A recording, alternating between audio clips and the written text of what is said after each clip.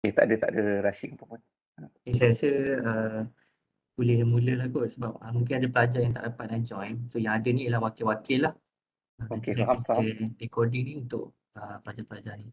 Okay, bismillahirrahmanirrahim. Assalamualaikum dan salam sejahtera semua. Terima kasih saya ucapkan kepada semua yang hadir pada hari ini dan terutama sekali kepada kita punya tetamu speaker kita lah. Bukan calon-calon orang sebenarnya. Encik Khairul ni. Saya akan perkenalkan dulu. So, Encik Khairul Anwar Muhammad Zaki adalah pengasas dan CEO Pandai Education Sdn Bhd.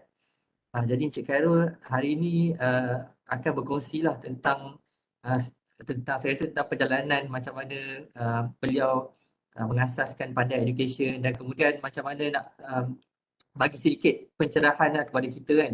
Sebab nanti pelajar-pelajar akan membangunkan courseware yang berkaitan dengan pendidikan. Jadi kita akan ada sedikit input lah daripada Encik Khairul. So untuk background Encik Khairul, beliau adalah graduan daripada Purdue University USA. Beliau melanjutkan pelajaran dalam degree in Engineering and Economics and Master's Degree MBA.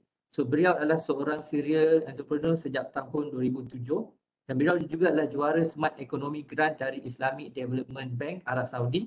Okay, beliau terpilih sebagai WIEF Young Fellow di Durban, Afrika Selatan dan beliau juga adalah juara World Marketing Competition di Bangkok dan penerima pelbagai geran dari Teraju, Musti Trader dan lain-lain. Banyak sebenarnya kalau nak cerita kejayaan Cik Khairul ni banyaklah tak habis katanya. Okey, jadi kami sangat berbesar hati lah sebab Cik Khairul sudi untuk meluangkan masa untuk berkongsi dengan pelajar-pelajar kita hari ini. Okey, tanpa buang masa kita terus jemput Cik Khairul untuk menyampaikan dia punya perkongsian hari ini. Terima kasih. Okey, terima kasih Dr. Haris. Sebelum tu, saya ada satu permintaan sikit. Saya tak pastilah boleh ke tidak, tapi kalau boleh, siapa yang bolehlah. Pelajar-pelajar yang ada ni saya nampak beberapa nama tapi saya tak dapat muka. So kalau boleh, boleh tak onkan kamera sekejap sebelum saya mulakan? Just so that kita berkenalan lah. Tak apa, take your time. Kalau boleh ni, mungkin ada yang perlu sesuaikan diri sikit ke keadaan ataupun rupa ataupun location dia. Tapi kalau boleh onkan kamera sebelum kita bermula. Saya just nak berkenalan lah. Saya nampak ada banyak nama kat sini. Anastasia, Fahman, Fairadini, Fazilah, Hafizul Nur Hisham dan Nurul Ain jugalah. So kalau boleh buka kamera so that kita berkenalan, kemudian saya akan teruskanlah kepada yang boleh. Tapi sementara tu apa tu, saya nak mengucapkan terima kasihlah kepada Dr. Haris kerana menjemput saya untuk berkongsi sikit dan saya adalah benda yang saya boleh sampaikan berdasarkan apa yang Dr. Haris cerita sikit, saya akan try sesuaikanlah. Tapi saya rasa mungkin lebih memberi value dan lebih berguna kalau ada soalan-soalan dari pelajar-pelajar. Dari soalan pelajar. So kalau ada soalan-soalan boleh tanyakan dan boleh stop saja pun terus presentation ataupun nak tunggu di hujung pun tak apa, saya tak kisah dan saya lagi prefer macam tu sebab then daripada saya cerita benda yang mungkin kurang relevan, baik saya try to address apa yang you all specifically nak tanya ataupun itulah. So terima kasih siapa ni? Ada Encik Hafizul, lagi Fazilah. So terima kasih kerana ni siapa yang boleh lah. So seperti yang Dr. Haris cakap, nama saya Khairul dan saya merupakan pengasas dan at the same time adalah CEO atau ketua pegawai eksekutif um, kepada Pandai lah. Tapi sebelum Pandai sebenarnya saya ada beberapa pengalaman yang berkaitan dengan teknologi dan berkaitan dengan pendidikan. So nanti saya ceritakan sikit. Tapi okey, saya rasa saya mulakan je lah terus. Sekejap ya. Hmm. Sorry Dr. Haris, kita ada masa sehingga pukul berapa? Hingga pukul 1. Pukul 1. Okey, kalau macam tu saya akan try mungkin rapkan awal sikit and then kalau ada soalan then you all boleh tanyalah. Saya dan kita boleh try address sama-sama lah. Jadi macam perbincangan. Even during the presentation pun Dr. Haris sendiri kalau ada benda nak soalkan, nak tambah pun tak apa, nak cerita from your angle pun boleh, tak ada masalah. Sekejap ya, saya sharekan skrin.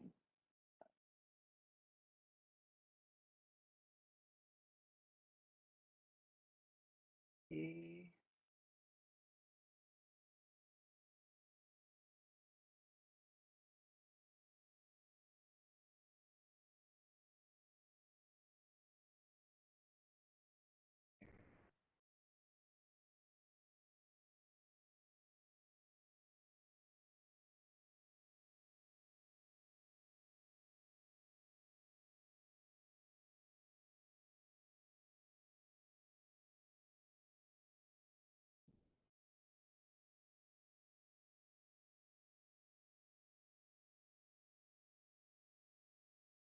Jap, saya cari sikit.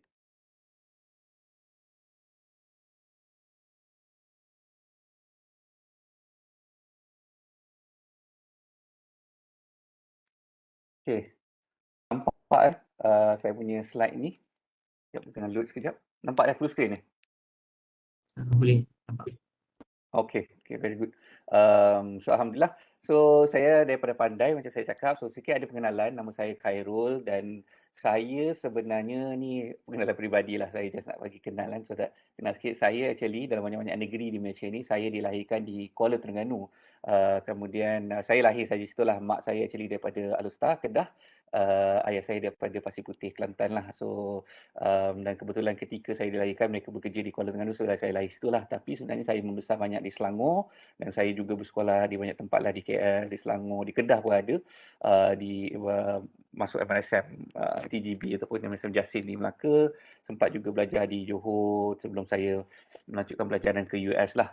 So di US ni saya belajar di satu negeri nama Indiana. Kalau tengok ada negeri yang tengah-tengah ni tak jauh pada Chicago ni ada satu negeri nama Indiana. So di situlah universiti saya lah. So dia agak tengah-tengah sikit. Saya belajar engineering, buat economics sekali, and then di universiti apa di universiti. And then lepas tu saya bekerja di sebuah syarikat American company nama Motorola as R&D engineer. Kemudian selepas saya bekerja lebih kurang hampir 2 tahun dan setahun lebih, saya decide nak quit sama-sama dengan kawan-kawan lain untuk jump into business together. So agak awal sikit lah. Cerita dia basically macam ni. Saya masa tu um, saya dan rakan-rakan ada buat reunion sikit lah, kawan sama MNSM dulu kan, sama sekolah. And then kita jumpa di KLCC di tingkat 4 masa tu. Restoran Arab ke restoran India saya tak pasti. Dah lupa. Dan kebetulan tengok kami yang berempat yang datang, dan bila jumpa tu kita pun macam borak-borak sebenarnya nak catch up saja.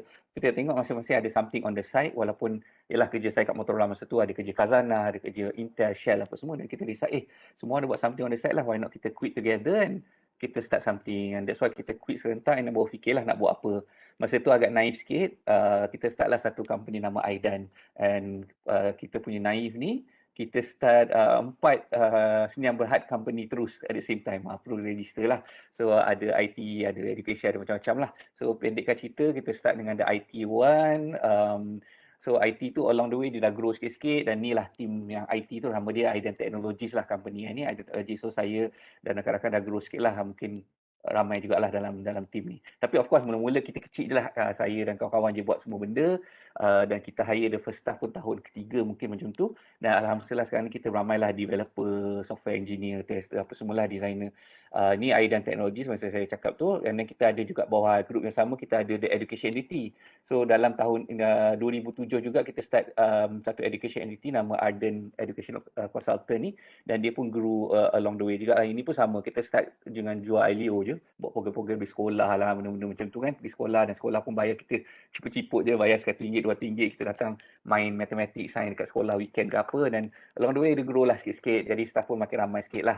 Ramai sikit lah, ini gambar masa program, tapi staff untuk ada dia pun dah alhamdulillah ramai sikit lah buat program-program sana sini. Dan along the way kita adalah buat startup-startup lain yang semua ni yang masih operating berorang lah, Flowit team lah. Paling baru sekali ialah Pandai. So ni secara ringkas lah. So saya ada benda yang saya nak sampaikan sikit, macam mana kita develop produk, teknologi dia, macam mana proses dia, apa lebih pada proses dia lah. Sebab teknologi boleh berubah tapi proses dia agak sama. Tapi before dia, saya nak cerita sikit the story behind Pandai ni, macam mana dia bermula lah. Um, so uh, kita dah run the education entity since 2007 lah, buat program kecil-kecil di sana sini, pergi sekolah lah apa semua. And then tahun 2013, saya dan juga seorang kawan saya, Suhaimi ni, kami berdua pergi ke Cyprus. So di Cyprus ni, kita berjumpa dengan community of educators. So ada pendidik-pendidik daripada seluruh dunia. Kalau tengok ni kebanyakannya dah tua-tua, botak-botak lah. Saya dengan Suhaimi je lah kot nampak muda sikit. Yang ni satu lagi Shermin. Shermin ni pun daripada Malaysia, kami bertiga lah actually. Yang ni pun muda jugalah, yang lain ni agak berusia sikit. So kita berjumpa lah dekat parlimen kat diorang ni dan bincang. Diorang ni actually, this group of educator daripada seluruh dunia ni actually run this thing called Kangaroo, which is the largest math competition in the world kan. So dia pertandingan ni pertandingan yang dah lama, since 1990s lagi dah wujud, dan dia adalah yang terbesar. So practically every country in the world participate in this pertandingan. Pertandingan dibuat locally kat setiap negara. Contohnya katalah negara tu ialah contohlah Australia ke ataupun the Philippines ke mana-mana, Vietnam ke apa, dia orang akan buat Kangaroo ni untuk budak-budak sekolah di negara masing-masing. Dan benda ni adalah paper based, atas kertas. Dia belum teknologi sangat, belum teknologi pendidikan lagi, dia atas kertas. So dia dibuat serentak satu dunia sekitar bulan Mac selalunya, dan setiap tahun ramailah yang daripada seluruh dunia yang participate. Tapi di Malaysia tak ada Kangaroo ni masa tahun 2013 tu. So kita pun decide to convince the community untuk bawa Kangaroo ni balik ke Malaysia pada tahun 2013. Kita cakap kepada diorang macam, hey, we've been running education initiative dekat Malaysia dah for some time, dah 5 tahun lebih kurang, and we want to bring this to Malaysia. So diorang convince, dia kata okay. So kita pun bawa lah ke Malaysia, tapi dekat Malaysia ni tak ada siapa tahu tentang Kangaroo lah. Not the school, not the universities, even KPM pun tak pernah dengar pasal Kangaroo ni, walaupun dia adalah pertandingan terbesar dunia. So what we had to do was, kita kena cold call lah sekolah-sekolah di seluruh Malaysia, ada 10,200 sekolah ke, lebih kurang hampir 11,000 sekolah. Kita call semua sekolah dan tanya, nak ke join Kangaroo ni? Diorang pun tak faham apa benda ni.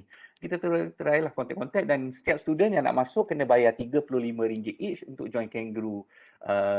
So kita pun call, kita pun tak tahu ramai nak join ke tak. And much to our surprise, the first time kita buat ni 2013, kita kelar kabut call, tengok ada 10,186 pelajar daripada seluruh Malaysia yang bayar untuk join Kangaroo ni masa kita buat the first time in 2013. So kita pun macam agak terkejut lah, to be honest, ramai yang bayar ni. So kita pun distribute lah, sebab dia paper based kan, kena post, kena print, kena post ke seluruh sekolah, and then dia post balik ke kita untuk grading apa semualah. And punyalah kita tak sangka 10,000 ni masa mula-mula, walaupun benda ni multiple choice ABC, dan dia cater darjah 1, tahun 1 sampai tingkatan 5 lah. Ada 6 level kan, banyak level. So benda ni fun, matematik. So dia walaupun dia multiple choice, dia objektif, kita suruh budak-budak tu actually tulis A, tulis B, tulis C, manually. Bukannya macam, yelah, color-color guna mesin Scantron ke apa semua kan. So, bila dia tulis tu, dapat 10,000 kertas jawapan, mampus nak menanda sebulan lah. So, what we had to do, kita hire SPM Leavers untuk sebulan menanda. Sebab dia manually, walaupun dia ABC lah. Tapi of course, the second year onwards, kita dah guna machine and all this lah. Dah bijak sikit lah. But we didn't expect ramai ni akan bayar. Okay, then number grew lah pada tahun-tahun berikutnya, daripada 10,000 tu meningkat ke 20,000, 30,000, 40,000. And in 2019 ni, graph sampai 2019 was 42,000. Actually in 2020 last year was 49,000 lebih, dekat 50,000 dah. So number ni number yang berbayar. Setiap satu ni adalah sumber bayar, tak ada satu yang dapat percuma lah. Menunjukkan ada demand lah terhadap benda yang kita buat Kangaroo ni. Dan ini baru satu program. Ni program atas kertas dan baru satu, nama dia Kangaroo. Dan along the way kita nampak benda ni interesting, dan kita pun bawa lah program-program lain. Contohnya macam Beaver ni daripada Lithuania, Kangaroo daripada France, Beaver ni daripada Lithuania. So saya pergi ke Lithuania 2014 kot. So saya jumpa diorang. So beza dia, yang ini matematik, yang Beaver ni adalah pasal computational thinking ataupun pasal logik, algorithmic thinking, ataupun pasal lebih kurang pasal computer science sikit lah, asas sains komputer. And then bila kita nampak dan macam mana negara-negara lain buat dan tersebar seluruh dunia, kita pun buat kita punya nama kancil science competition, kita keluarkan kijang ekonomi competition, ini kita work dengan negara, and then kita ada run banyak olimpiad yang kita bawa masuk daripada tempat-tempat lain lah, macam-macam. Tapi kesimpulannya, pada tahun 2019 sahaja ada lebih 75,000 pelajar daripada seluruh Malaysia yang bayar untuk dapatkan paper-based educational material daripada kita. So ni tak termasuk lagi program-program education yang memang kita dah buat sebelum tu, yang pergi sekolah lah apa semua. So bila kita tengok ni, ramailah yang dah dapat impact apa semua tu. So that's why we thought kalau lah kita guna teknologi kan, kita terapkan teknologi, dan satu, kita boleh reach even more students, maksudnya tak perlu post, tak perlu print apa semua kan, kita boleh reach lagi ramai pelajar. And number two, impact tu lebih continuous. So instead of student-student ni dapat something macam a piece of paper for one day and that's it, dia kena tunggu lama lagi. With technology, of course, kita boleh release the content periodically. Maksudnya, tiap-tiap bulan ke, tiap-tiap minggu ada content baru, kita boleh release. Even tiap-tiap jam, sejam nak ada benda baru pun kita boleh release sebab melalui teknologi kan. We don't have to post stuff, tak boleh print, tak perlu delivery, logistik semua tu. So that's what we thought lah when we started Pandai. So Pandai ni actually quite baru lagi lah. So before saya cerita pasal Pandai specifically, just nak tunjuk sikit experience before Pandai dan kenapa kita pun decide nak start Pandai ni. So this is the team lah, the four of us, the friends since high school lah, maksudnya kawan-kawan sekolah dulu. Kita tak rapat pun masa sekolah, tapi yalah, MSM kita besar kan, semua kelas lain-lain, dorm lain-lain. Tapi semua belajar di tempat-tempat lain, masing-masing lah. Suhaimi ni kita punya presiden maktab lah masa kat MSM dulu. So lain-lain, so kita belajar, dan itu yang saya cerita pasal cerita kisah KLCC tadi tu, pergi makan, nak kecap-kecap reunion, tengok 4 orang yang datang, patutnya ajak ramai 4 orang datang, 4 orang ni yang start company. Macam itulah cerita dia. Tapi semua orang something on the side, macam Saimi was at Kazanah at the time, lepas dia balik MIT tu. Tapi dia selalu bagi talk kat sekolah. Bila ada sekolah jemput dia ambil cuti 1 hari daripada Kazanah tu, dia terbang ke Penang, dia bagi talk 1 hari, dia terbang balik ke KL, esok dia pergi kerja macam biasa. Macam itulah. Sama juga Akmal buat freelancing IT, Iznan pun buat benda-benda daripada rumah. So kita decide tu adalah. So ni some background, saya skip je lah. Kita kerja dekat tempat-tempat Cik Intel, Syekh Kazanah, WHO lah apa semua sebelum tu. So pengalaman kita actually lebih lah sekarang ni, dalam 13 tahun pengalaman education sejak 2007. So kita engage banyak lah sekolah-sekolah, kita buat paper-based material. Ini semua sebelum Pandai. Dan kita juga aktif bukan saja di Pandai, tapi kita pergi ke rural areas juga, ke tempat-tempat remote kan. Macam tempat-tempat yang kena pergi hanya boleh sampai dengan bus, dengan boat, lepas tu kena naik apa-apa semua baru sampai lah. So, dan kita aktif internationally juga. Macam tadi saya ada tunjuk sikit yang pasal kangaroo tu, tapi kadang-kadang kita terlibat jugalah inisiatif-inisiatif pendidikan lain. Yang ni semua yang khas pendidikan, conference pendidikan atau research atau competition yang kita buat di luar negara. Dan every time kita pergi abroad, kita unearth lah student-student dari Malaysia, daripada kampung-kampung ke, daripada mana-mana seluruh Malaysia, dan dapatkan dia orang untuk involve sekali lah, dapatkan recognition they deserve lah. So anak-anak Malaysia ni daripada pelbagai bangsa, pelbagai tempat ni semua bagus-bagus, cuma perlukan peluang. So in depan kita banyak buat program-program macam ni yang tak teknologi sangat lah. Tapi macam saya cakap tadi, memang kita ada teknologi company yang buat software apa semua tu daripada dulu, tapi separate. Pendidikan kita langsung tidak tech. Kemudian kita ada teknologi company yang langsung tidak pendidikan sebelum ni lah. So that's why Pandai ni macam a combination of our experience in both worlds since 2007 lah. So Pandai ni baru lagi. Sebelum, saya nak cerita sikit pasal macam mana kita develop lah daripada bermulanya Pandai ni. So saya nak ingatkan sekali lagi, kalau ada soalan ke apa, boleh tanya terus dan saya cuba address lah kalau tak clear, tak faham ke apa semualah. So Pandai ni idea dia macam saya cakap tadi, kita nak gunakan some form of technology untuk reach lagi ramai student lah. So this was a piece of paper, ini tulisan Suhaimi sebenarnya. Dia tulis apa Pandai lah, learning benda-benda ni lah. Ni the actual piece of paper back then lah, masa about 18 bulan lepas lah, setahun setengah lepas, masa kita baru nak start Pandai. So basically nak mulakan Pandai ni ada banyak cara. Kita boleh build something setahun, siapkan the whole content, the whole module, the whole apa semua, and then kita release kepada kita punya stakeholder, kepada customer kepada apa semua. Tapi kalau buat macam tu bahaya, sebab kita build something macam betul-betul besar, and then tiba-tiba kita release, tengok benda tu apa yang kita buat ni sebenarnya tak diperlukan oleh customer kita kan, oleh user kita.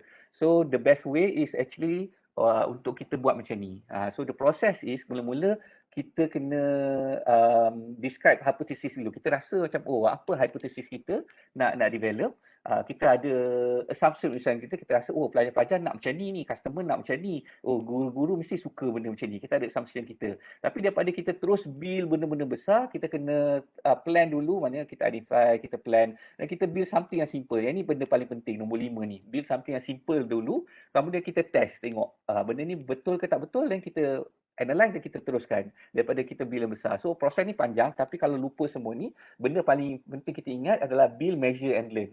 So yang ini adalah konsep dipanggil Lean Startup lah. Maybe some of you dah pernah dengar kan Lean Startup punya mekanisme ni. So dia build, measure dan learn, dan dia adalah sebuah cycle. So build, measure dan dia kena laju, dan bila kita build ni, daripada build benda yang besar, kita kena build benda-benda yang kecil dan kita test hipotesis kita. Kalau tak ingat semua yang saya mention tadi, just ingat build, measure dan learn, dan pusing-pusing.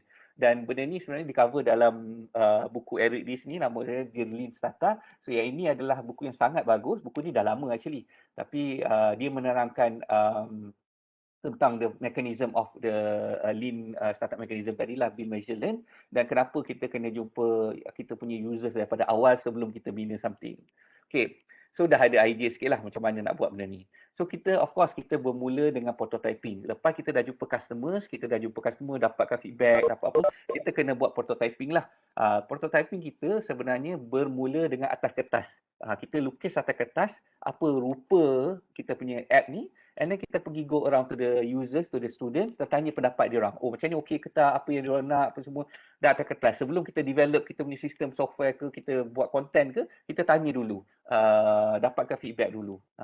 Of course, with tanya feedback ni kadang-kadang dia ada tricky sikit, sebab bab kata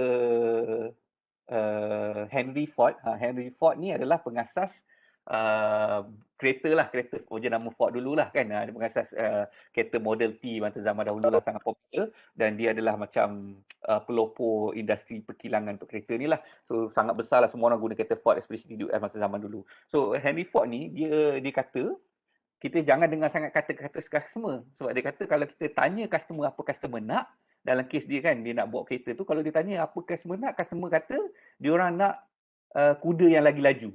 Instead of bagi tahu nak kereta, dia orang bagi tahu dia orang nak kuda lagi laju, sebab dia orang tak tahu what's possible lah. Dia tak tahu bahawa kereta ni possible. So Henry Ford kata, if you ask the customer will say they just need faster horses. Macam tu. So point dia ialah kadang-kadang customer tak tahu. Tapi with the right method of provoking the customers, kita tanya soalan the right question, dan kita boleh dapat feedback yang baik. Ada satu buku ni sangat yang bagus. Nama buku tu ialah The Mom's Test. Mom tu mak lah. The Mom's Test. Buku tu specifically adalah mengajar innovator, creator of product untuk bertanya the right question. Tajuk dia The Mom Test. Saya actually boleh share, saya ada soft copy, sebab buku ni dah lama, dah berpuluh-puluh tahun. Buku ni sangat lama, tapi sangat relevan macam mana kita nak dapatkan feedback daripada customer sebelum kita mula something.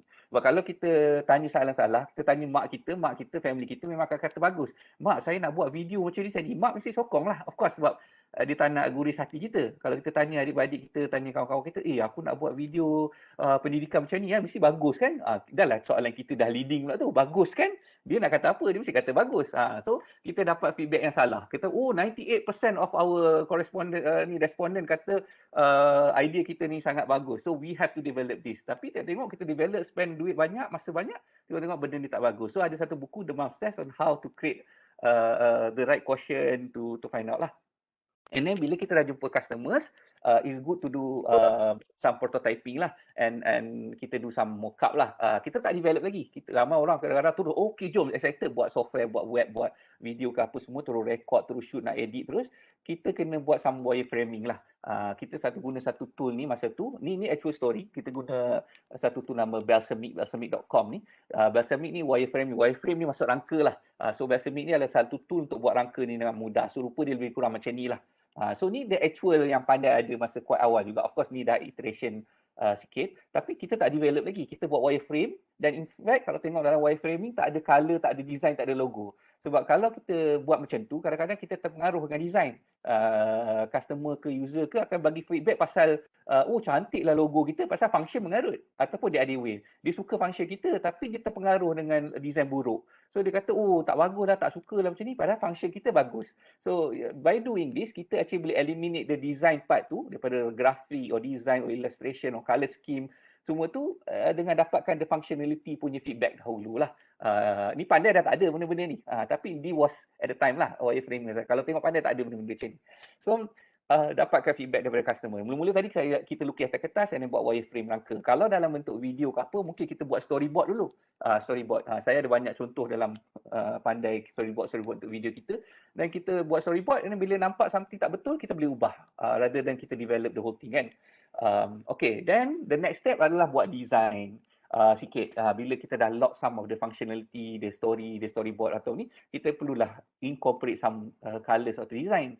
So bila nak buat design ni, kita come up dengan colour scheme. So ini adalah kita buat dia punya scheme, colour apa kita nak guna and all this lah. Ini bukan the first one. The first one untuk pandai actually warna dia warna pink. Warna pink ke purplean. Dia macam gradient ni macam hijau ke biru kan. Dia warna pink ke purplean. Tapi bila kita pergi around, jumpa cikgu-cikgu, dapatkan feedback, oh cikgu-cikgu ni rupanya, kebanyakan cikgu-cikgu tu pun dia ni macam conventional sikit, agak-agak traditional sikit. Jadi dia orang nampak pink ni macam tak sesuai. Dia orang macam rasa mungkin tak tahulah LBGT sangat ke ataupun apa, saya pun tak pasti, tapi macam tak sesuai. Jadi kita pun nak selamat, kita pun tukarlah warna hijau, tengok okey hijau pas ni macam selamat sikit. Dia orang pun macam suka sikit, so kita teruskan ni. So that's the beauty of it. Kalau kita dah develop something, dah habis kita punya colour scheme, kita ada logo, kita ada t-shirt, kita ada produk, dah develop dah berbulan, dah spend, lepas tu tiba, oh kena tukar, habis kena rombak semua benda. So kita dah test benda ni awal-awal, kita dah tahu. Okay. And then bila kita buat some interface design ni dari segi software lah, saya just share, kita guna satu tool nama Zeppelin, zeppelin.io. So Zeppelin.io ni ada yang free juga rasanya untuk satu projek, boleh guna. Macam Besamit.com tadi pun boleh guna for free juga. So Zeppelin.io ni macam dia orang tengah, dia satu tool untuk orang tengah antara wireframing tadi dan juga development. Kadang-kadang orang buat wireframe, dia turun develop. Zeppelin ni macam dia tengah, dia ada interface sikit. So dia workspace space dia macam ni. Ni actual workspace masa zaman tu. Kita buat dia punya rupa macam ni. Ni tak develop lagi, bukannya ada coding lagi. Ni rupa saja. Rupa dia kita rasa macam ni, kena macam ni. Lepas tu kita boleh interact dalam Zeppelin ni. Kalau tengok kita boleh play around lah, kita boleh highlight this item, lepas tu kita boleh highlight ni nak tukar teks ke apa kan. Lepas tu kalau tengok dia ada dia punya dia dah color code kat belah kanan ni, jadi kita boleh play around dengan color code. Lepas tu kita boleh slice the image semua dan dia terus keluarkan dalam nampak ni file-file yang keluar tu icon ke apa, dan memudahkan kerja developer kita lah, tujuan dia. So itulah dia sebelum kita start develop. Tapi of course since then pandai dah berubah banyak lah. Sebab kita buat continuous iteration, improvement dan dapatkan feedback apa semua tu. So saya nak ceritakan sikit what is pandai. Pandai ni panjang lah nak cerita dia, tapi saya ringkaskan so that you all faham. Mungkin some of you already know, tapi saya just ceritakan. Saya nampak Fazilah tu senyum dari tadi. Okay.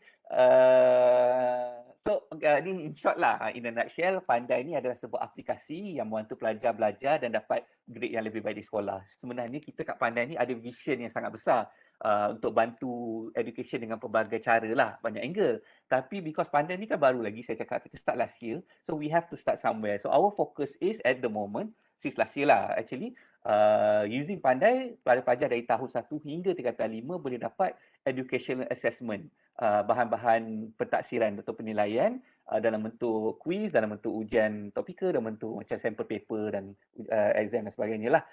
So basically dalam Pandai ni dia punya tu kita buat such way yang dia punya content tu personalized. Personalized ni maksudnya dia based on student tu punya level, dia punya subjek yang dia ambil, subjek dia ambil maksudnya kalau dia tak ambil biology, dia ambil account, dia tak ambil fizik tapi dia ambil science, dia dapat benda-benda yang kaitan dengan dia sajalah, ada personalization, dan dia boleh personalize ikut performance juga. Maksudnya kalau student tu contohnya weaker in certain areas, dan dia boleh dapat banyak content in those areas. Kita ada buat some macam machine learning sikit lah, simple lah. And then of course sebab dia digital, berbeza dengan paper based material, instead of guna buku, dia dapat instant feedback. Bila dia buat something, dia terus betul salah tu kan. And then kita ada detail explanation dan step by step solution juga. So kita ada beratus ribu soalan dalam Pandai ni, dan setiap satu soalan tu semua ada penerangan yang lengkap. Dia bukan sekadar bagi tahu, oh jawapan dia A, oh jawapan dia B, tapi ada penerangan step by step solution dia. Kalau matematik tu ada perjalanan kerja, potong sana, pucuk sini, apa semualah.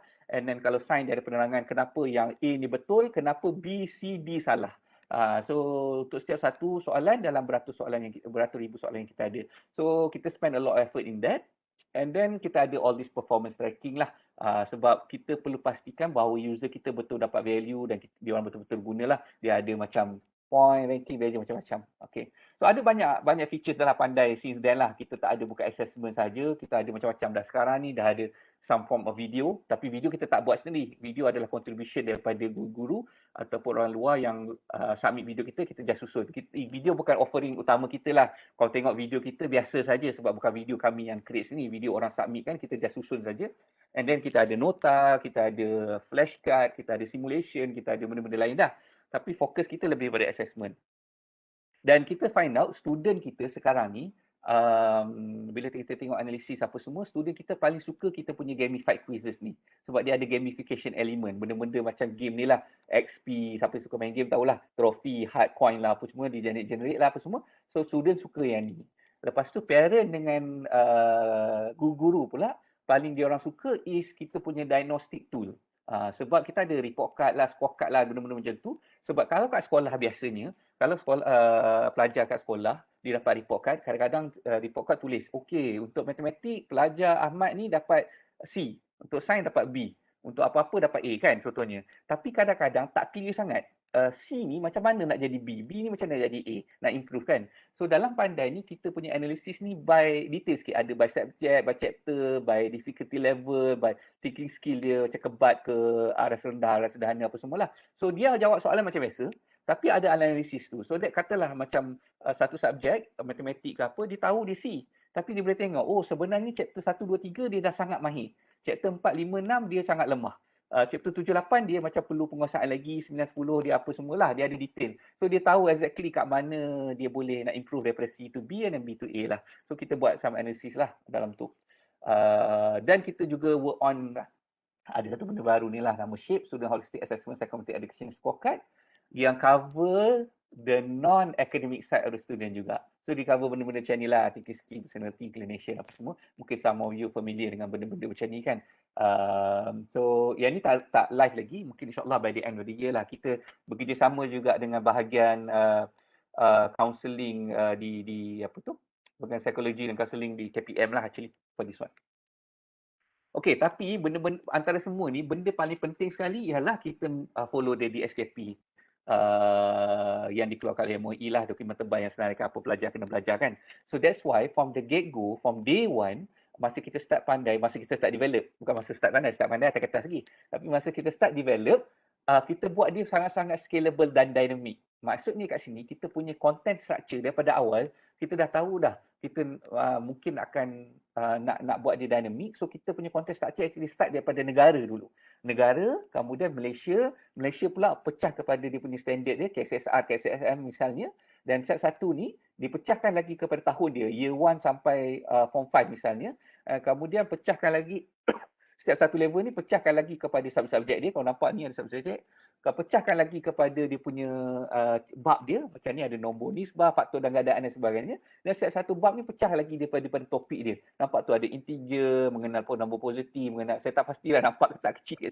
Tapi dia pecahkan ni dulu sebelum kita start buat konten tu. Jadi konten-konten kita yang beratus ribu actually map dengan yang dalam ni, yang detail ni.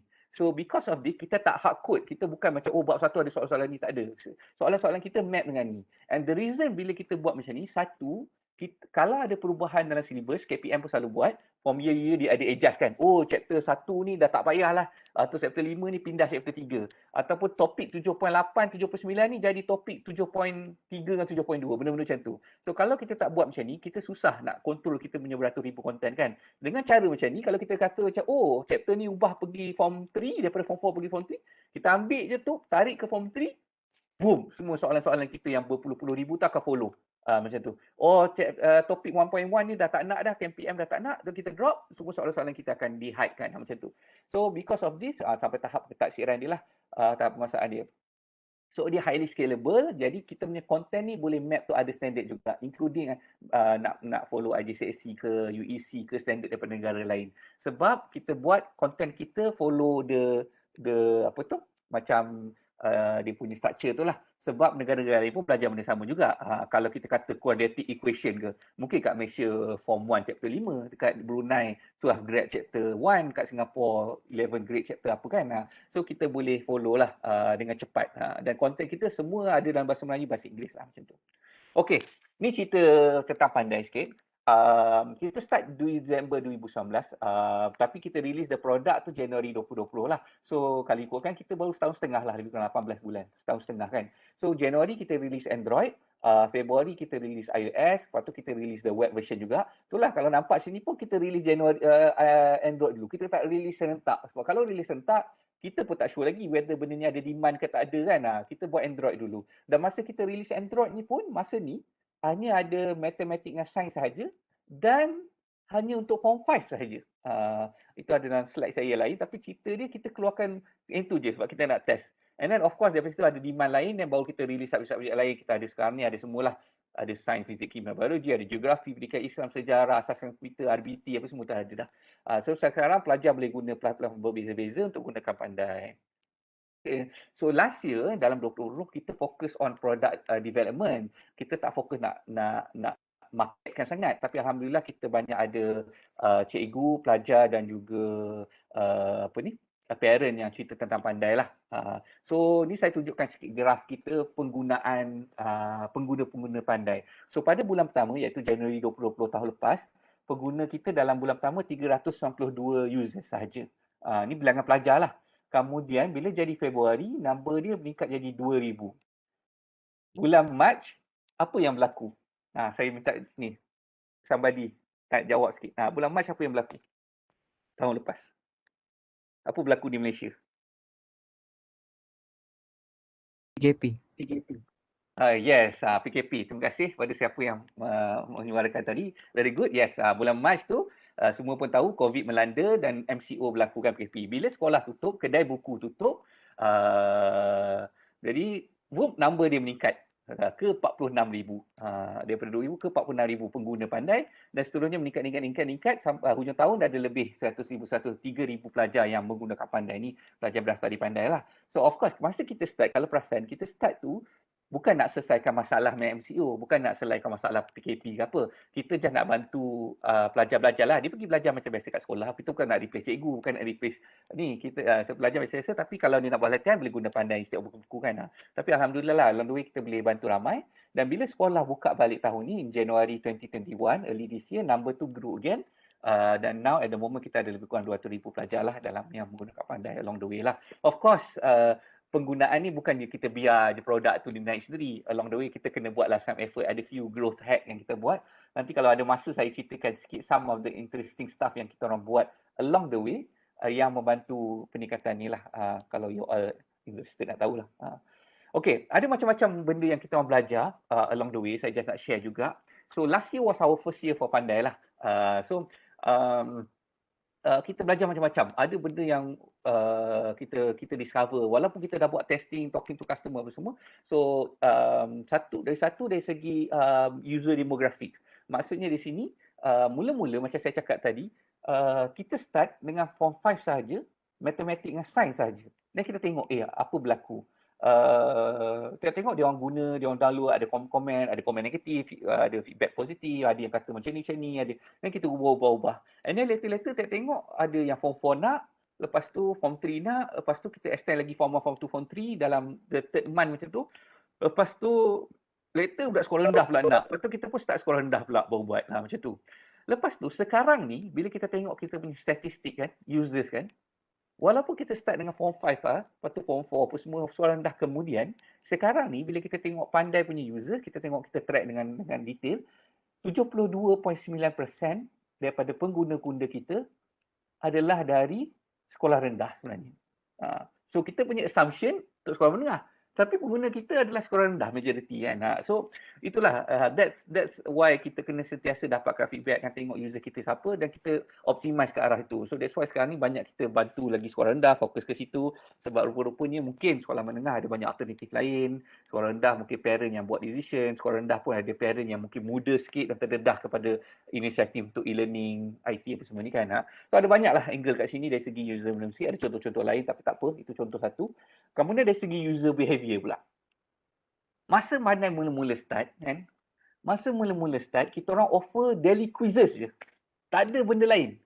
Daily quizzes. Satu je benda yang kita offer iaitu daily quizzes. Jadi apa yang kita cakap kat public kan masa itulah, masa kita start last year, kita cakap macam ni. Kita dengan belagaknya cakap kepada public, oh korang kalau guna benda-benda lain memang ada web pendidikan lain, sistem pendidikan lain. Tapi kalau korang guna benda lain, korang login, korang dapat everything ada sana terus. Pandai ni lain. Pandai ni bagi kuis harian. Setiap hari pukul 12 malam dapat konten baru, dapat soalan-soalan baru untuk semua subjek. Esok dapat baru. Lepas tu lusa dapat baru. Kalau you all buat, you all boleh kalau you all miss out, you all akan miss out forever, kita orang cakap. Tapi kalau dia orang interact, korang boleh refer balik, boleh tengok. Kalau dia orang buat jawab tak kisah betul salah, dia orang boleh tengok balik semalam, 2 minggu lepas, bulan lepas punya kalau dia orang try, dia orang attempt soalan tu. Tapi kalau dia orang tak interact, dia orang miss out forever. So apa yang kita cakap kat dia orang, kita orang cuba buat FOMO lah, the fear of missing out, FOMO kan, fear of missing out, so that dia orang kan sekarang ni generasi muda kan suka benda-benda macam Insta story, apa Snapchat, bukan live lah, apa ni benda-benda yang sementara, WhatsApp status kan, benda-benda macam tu kan, story apa semua ni yang hilang ni kan. So kita orang nak cuba ke arah tu. Kononnya fear of missing out lah. Korang tak buat, korang lepas whatever. Korang interact, salah betul pun tak apa, korang boleh refer balik.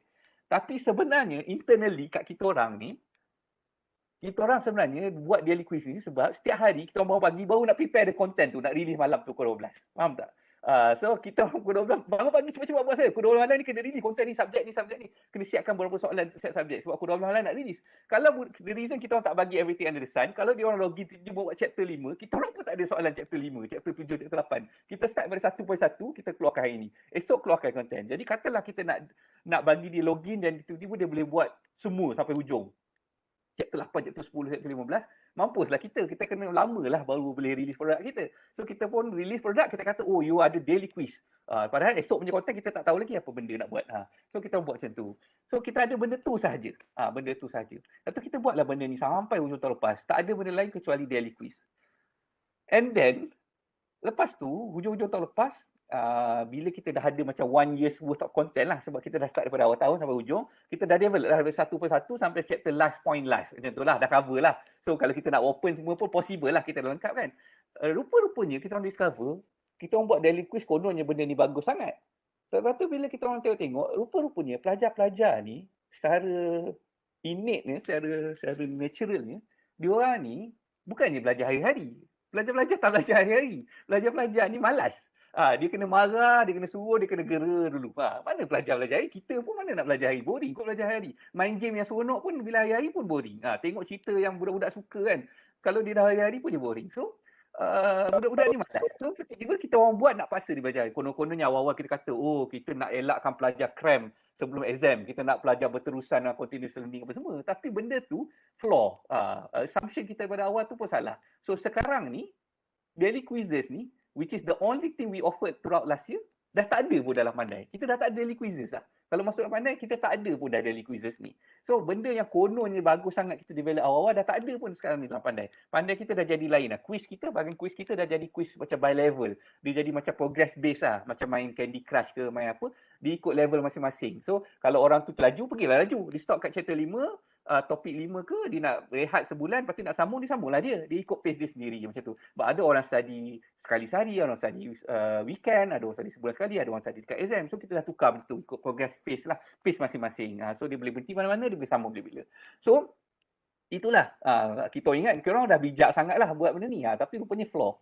So ada banyak-banyak benda lain yang kita assumption macam lain dari segi macam kita punya commercialization, dari segi marketing channel kita, mula-mula kita ingat buat macam ni. Contohnya, sekarang ni kita discover, kalau kita post anything on Instagram, on TikTok ke, kita boleh buat bahasa dia kepada student. Hey student, gunalah ni, ajak kawan-kawan benda. Tapi kalau kita post on Facebook misalnya, kita kena ayat dia kepada parent. oh dapatlah anak-anak apa. Sebab parent dekat Facebook tapi anak-anak dekat TikTok dekat tu.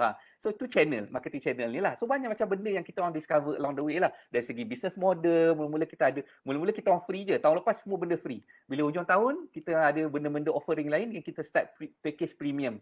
Yang free tetap ada, kalau nak lebih boleh premium. Sebab awal-awal kita tak ada benda yang bagus sangat. So benda free daripada awal tahun lepas sampai hujung tahun free. Lepas tu baru ada yang paid subscription. Mula-mula paid subscription pun kita main try. Buat yearly fee, monthly fee, kita tukar-tukar. Sekarang ni yearly fee pun dah tak ada. So kita test all the way lah macam tu. So ada banyak lagi contoh-contoh yang saya boleh ceritakan. Tapi the point is that benda ni adalah continuous iteration. Iteration tu maksud kita kena improve tu. Nah kalau tengok ni, some of the iteration yang kita buat, bukannya kita just tukar benda sikit, macam tukar logo kita besar sikit ke apa. Even fundamental offering kita pun berubah sangat besar daripada satu masa kita start dan sekarang kan. So banyak benda lah. So that's the lean startup way of getting feedback from the customers and all this lah. Okay, saya nak cerita sikit pasal recognitions lah and pengajaran daripada recognition lah. Ni. So along the way tadi Dr. Haris ada mention sikit lah ni. So Pandai ni, walaupun Pandai ni baru lagi, alhamdulillah kita ada dapat recognition here and there daripada tahun lepas. Tiba-tiba kita menang ni, kita menang tu lah, kita masuk sini lah, benda semua kita pun tak sangka lah. Dan contohlah saya go through sikit sebahagian. Satu, kita ada menang satu pertandingan by Teraju, nama dia Super Sikit Usaha Permulaan. Memang untuk permulaan, siapa yang baru ada idea. Masa kita masuk ni peringkat idea je. Kita menang macam bulan pertama Pandai ditubuhkan. Masa tu app pun tak ready lagi. Kita masuk ni, app tak wujud lagi. Kita just sekadar idea. Tapi daripada 1,200 peserta daripada seluruh Malaysia, dia ada macam peringkat zon setiap negeri, lepas tu ada zon pitching lah, lepas tu semi-final, final lah, buat hotel apa semua. Dan tengok kita menang, dapatlah 500,000 punya grant daripada support lah. Daripada untuk develop the idea further. Kemudian kita ada menang AI competition. Kita orang pun tak tahu macam mana menang AI competition ni tahun lepas kat hotel kat mana tah, kat Suruhanjaya. Lepas tu bulan September tahun lepas, ni masa bulan ke-9 lah. Kita apply ni masa kita baru 6 bulan wujud. App kita pun baru lagi. Kita pun dah apply satu cradle ni commercialization grant. Maknanya kalau kita dah ada something, dah ada teknologi something, innovation something, kita nak commercialkan lagi more, kita apply to cradle, buat Kementerian Kewangan, kita dapat 500,000 grant. Kemudian kita ada masuk Magic Global Accelerator. Dia orang ni pilih startup-startup daripada 30 negara apply nak masuk. 40 startup saja dipilih di program 3 bulan lah. Dia macam accelerator kepada tengok cerita Korea, startup cerita Korea tu kan, masuk ke macam accelerator program, lebih kurang macam tu lah. So Pandai graduated from GAP ni, program Global Accelerator program ni, jadi top startup lah kat sini. Jadi kita present dengan KJ lah, dengan apa semua lah. Kemudian kita ada, hujung tahun lepas kita ada menang hackathon ni, competition daripada MOSTI dan juga KPM yang berikan. Kita menang ni idea kita untuk enhance Pandai ni untuk guru lah. So sekarang ni Pandai pun ada modul guru dengan border parent lah. Kita baru release 2 bulan lepas kot. Macam tu lah. Nantilah kalau ada masa saya cerita. So sekarang ni guru pun ada dia punya modul dia sendiri, parent pun ada dia punya modul sendiri lah. And then kita terpilih untuk represent Malaysia ke Dubai Expo tahun depan, mewakili Kementerian Pembangunan Usahawan. So Dubai Expo ni tahun depan lah, Februari 2022, insyaAllah kita pergi sana lah kalau keadaan mengizinkan lah. Ini paling baru, kita ada dapat National Technology Innovation Sandbox ni basically untuk test Pandai dekat 5 buah sekolah. Libatkan school environment. Kita pun tak tahu Pandai ni still, walaupun users dah beratus ribu, kita still tak tahu Pandai ni mengarut ke tak apa semua. Kita kena test lagi. So kita nak test dalam school environment pula, benda-benda macam tu lah. So ada macam-macam program lah. Ada lagi tak ada. Paling baru ada satu, tak ada dalam ni. Kita dapat masuk satu benda dinama Y Combinator. Y Combinator ni adalah tadi ada GAP saya sebut accelerator program kan. Y Combinator ni adalah accelerator program yang paling prestigious, paling selektif dalam dunia lah. Dia dah wujud sejak tahun 2005. So kalau siapa yang pernah dengar macam Airbnb ataupun Dropbox ke ataupun startup-startup yang besar macam itulah, semuanya hasil keluar daripada Y Combinator. Dan Y Combinator banyak invest dalam company-company yang sangat besar lah, tapi dia bermula daripada kecil. So ramai orang nak masuk Y Combinator ni, dia berpusat di San Francisco, di Silicon Valley. Kita apply tahun ni bulan Mac. Ramai apply, ada 17,000 startup daripada seluruh dunia apply. Lebih 16,000 lah startup seluruh dunia. Dia orang interview sikit dalam 2,000 macam tu. Dan masa interview pun memang sangat susah apa semua. Tengok-tengok kita Pandai ni diterima masuk. So kita dalam program Y Combinator sekarang lah. So itu adalah lebih pada nak bantu kita dari segi itulah. Dan sekarang ni alhamdulillah Pandai pun baru-baru ni ada dapat investment daripada beberapa investor daripada Silicon Valley, daripada US apa semua macam itulah. Tu benda cerita startup lah.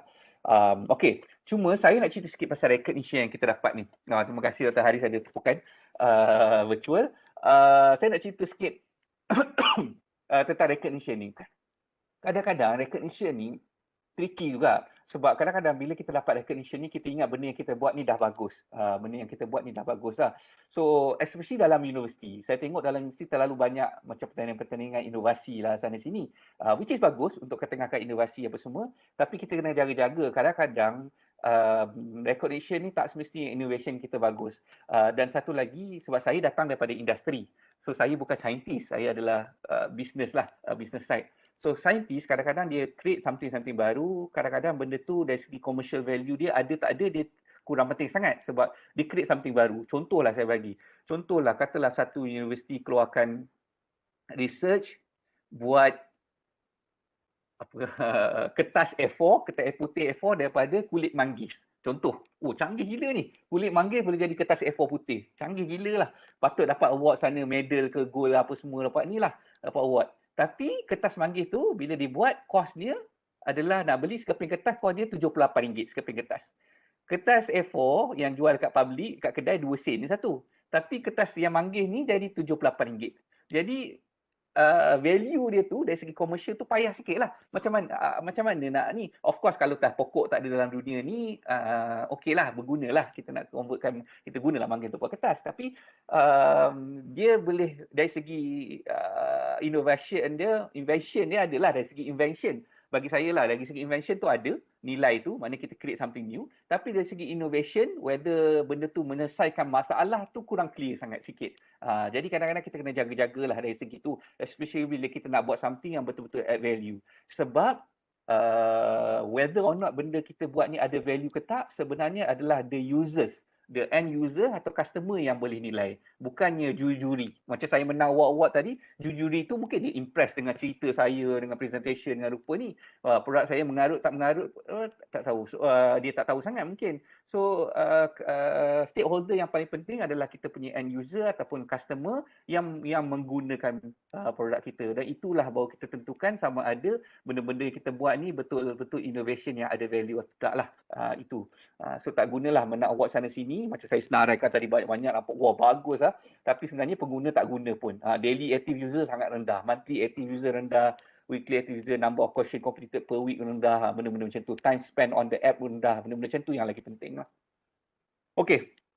So this is our main. Tadi saya cerita custom recognition macam, tapi ni adalah juri sebenar kita. Juri sebenar kita adalah 4.9 million student yang ada dalam public school kat Malaysia ni lah. So ini adalah most important recognition user. Recognition adalah daripada user kita, daripada ni. Ni juri-juri ni. Juri semua ni. Yang menentukan sama produk kita bagus tak bagus. Dan parent dia orang dan cikgu-cikgu dia orang lah. And that's why Pandai apa yang buat daripada awal macam saya cakap, validation yang kita perlu dapatkan adalah customers kita. That's why kita sentiasa dapatkan teacher student feedback. Jumpa cikgu sekolah, cikgu KPM, cikgu MSM, cikgu swasta, tuition center, tutor jumpa. Dapatkan, tanya lagi. Ni sit down dengan pusat tuition punya owner. Tanya, apa benda ni? Bagus tak bagus ke? Mengarut ke tak? Tengok, dia pegang kertas je. Kalau kita tanya, masa tu kita tak ada app lagi. Dia tunjuk je gambar-gambar kita punya tu. Ni kan, nanti dia kata mengarut tak mengarut apa semualah. Lepas tu kita jumpa sekolah, budak-budak. Ini masa awal-awal dulu, kita orang bukan dapat jumpa sekolah, kita orang diri kat luar sekolah. Ni nampak ni kat luar sekolah ni. Kita nak dapat feedback kan. Produk tak ada lagi, kita tunjuklah. Ada kita tunjuk gambar sikit, ada tunjuk dalam bentuk kertas sikit, apa semua kan. Dapatkan feedback betul ke tak apa benda kita buat, mengarut ke tak semualah. Dan ini adalah benda yang paling penting lah. Okey. So itu dulu setakat ini saya rasa penceritaan saya. So saya lagi prefer kalau ada soalan ataupun in fact you all nak share anything, saya happy. You all nak comment anything, nak tambah anything, saya pun bukan tahu everything. So saya stop dulu sharing saya. Sekejap sharing. Okay. So saya buka the floor lah. Ada pakar-pakar dalam ni kan, ramai kan. Nampak ada dalam chat pun ada sikit. Kalau nak sampai chat pun boleh, nak cakap verbally pun okey, at least boleh dengar suara. Okey. Okey. Alright. Ada soalan daripada Zul ni. Okey. Sementara tu ada benda-benda lain lagi nak masuk pun boleh sebelum saya jawab. Sekejap saya minum sikit. Kering tekap cerita. Dr. Haris pun sama, nak tambah pun boleh. Dahsyat, Saya kembangan dah. Pandai ni sangat laju lah kan. Saya pun ada satu soalan sebenarnya. Kira sebelum Pandai ni incorporated 2019 tu, berapa lama Hmm. ambil masa untuk buat kajian, untuk preparation lah? Okay, good. Okay, saya jawab yang tu dulu. Sorry Azul, saya jawab Dr. Haris sekejap. Kita dapat idea tu bulan puasa 2019, sekitar bulan 6. Sekejap ya, saya cari satu satu satu slide yang specifically menjawab soalan ni. Sekejap ya.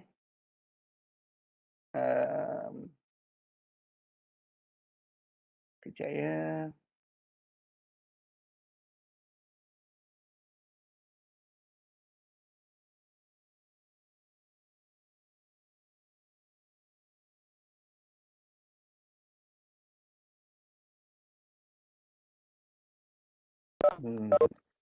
So kita bermula masa bulan Mei, bulan Jun macam tu 2019 lah. Tapi masa tu terus terang masa awal-awal antara kami berempat, kan ada gambar 4 orang tadi tu. Antara kami berempat, saya yang paling tak percaya idea ni. Saya yang paling tak percaya. Dia orang bertiga kata okey kita kena buat Pandai ni. Saya pula rasa macam saya rasa macam penat lah. Sebab kita orang dah grow the company daripada 2007 agak company-company lain lah. Dah ada staff dan sekarang ni boleh relax sikit. Lepas tu staff dah ramai, lepas tu ada manager, ada GM apa semua tu. Satu saya rasa macam kalau nak buat balik ni nak kena start pada mula Pandai ni. Macam tu lah. Jadi saya rasa macam kita dah relax ni tiba-tiba nak start daripada mula. Lepas tu along the way kan daripada sebelum-sebelum ni kadang-kadang kita nampak staff-staff yang enterprising sikit. Kita punya staff muda-muda yang bagus, yang buat ni rajin apa semua. Jadi kita try lah spin off macam buat company kecil, ikut dia punya minat ke apa, buat nanti. Kita ada few time lah, rasa 3 kali kita buat. Satu dengan Syakir, dengan Fahmi, dengan Hidayah. Okey, 3 kali lah. So kita nampak staff yang bagus, macam enterprising. Dia staff kita tapi dia nampak dia ni muda, umur 20-an tapi dah ada semangat apa semua ni. Jadi kata daripada kita jadi staff dia, jom kita buat satu company, kita register, buat something. Kita ada try buat web tutoring, kita ada buat satu company pasal testing, ini IT sikit lah, testing sikit. Lepas tu ada satu yang macam content based punya portal, tapi kita orang bagi dia orang lead. Tapi bila kita bagi dia orang lead, rupa-rupanya tak jadi. Sebab rupa-rupanya kita tengok staff-staff ni walaupun dia orang somewhat enterprising, rajin apa semua, mungkin dia orang tak sesuai bila nak run something yang baru. Sebab bila nak run something baru, dia SOP proses tu tak ada lagi. Bila company dah stable, dia dah ada proses, ada clear direction. Jadi staff tu bangun pagi dah clear dah apa benda nak buat. Dia jadi manager, dia boleh uruskan. Tiap-tiap hari buat benda-benda tu kan.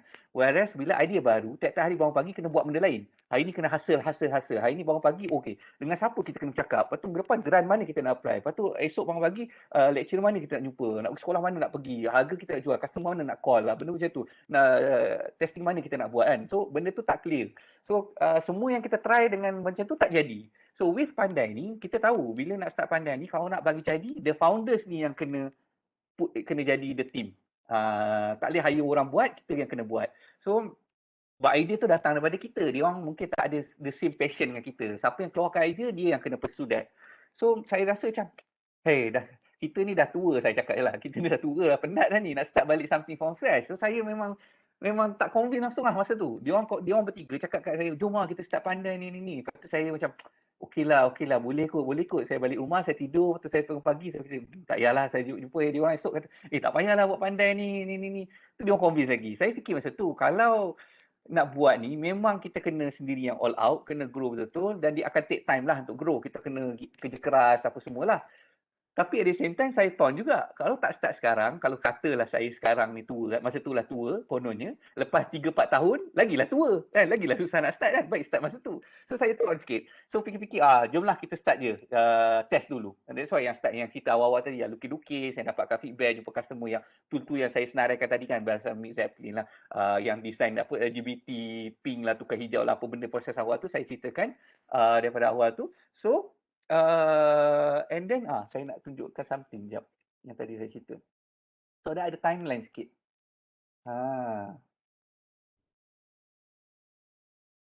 Okay.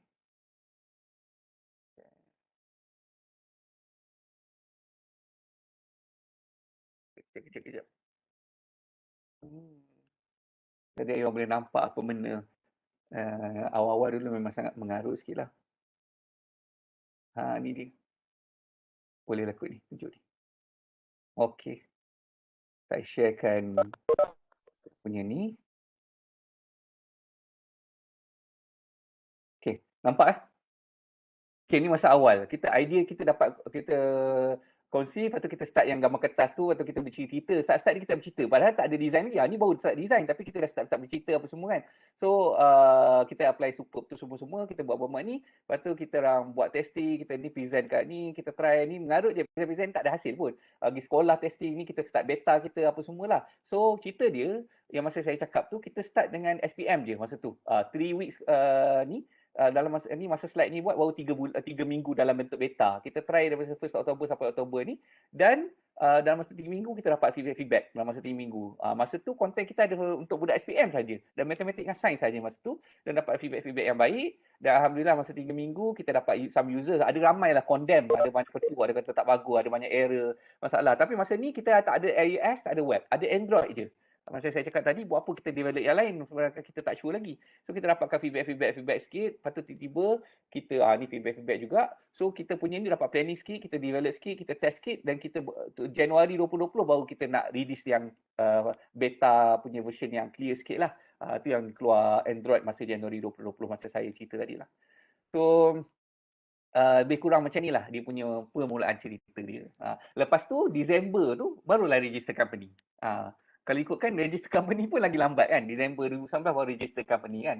So kita jalan dulu sebab kita tak tahu whether benda ni mengarut ke, masuk akal ke, macam tu lah soalan ni.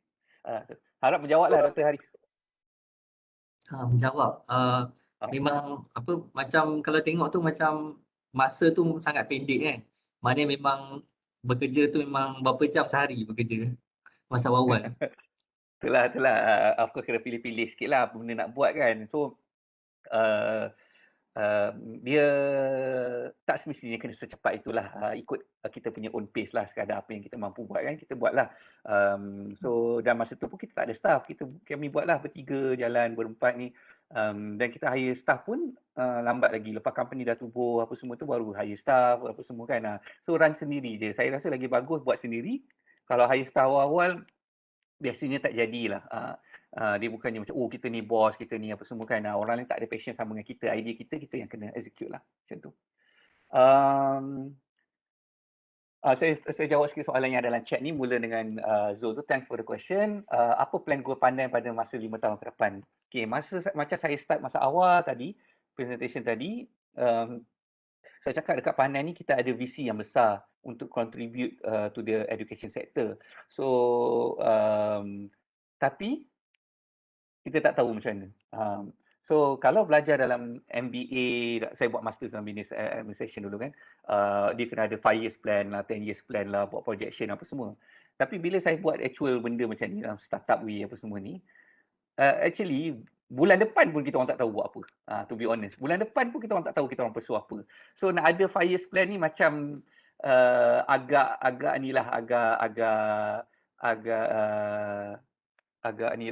far-fetched sikit lah 5 years ni, sebab kita tak tahu. Kita boleh ada some plan lah. Tahun kedua nanti kita pergi ke negara lain. Tahun ketiga kita buat benda ni. Tahun keempat kita nak ada more AI elements in terms of machine learning ke apa. Kita boleh ada some ni. Tapi saya rasa kita tak perlu ada spend masa sangat untuk detail punya planning, sebab benda yang kita patut buat adalah benda yang immediately. So kita berfikir micro level, berfikirlah macam kita vision kita micro level, tapi buat kerja kena micro, buat kerja kena day to day kena ni.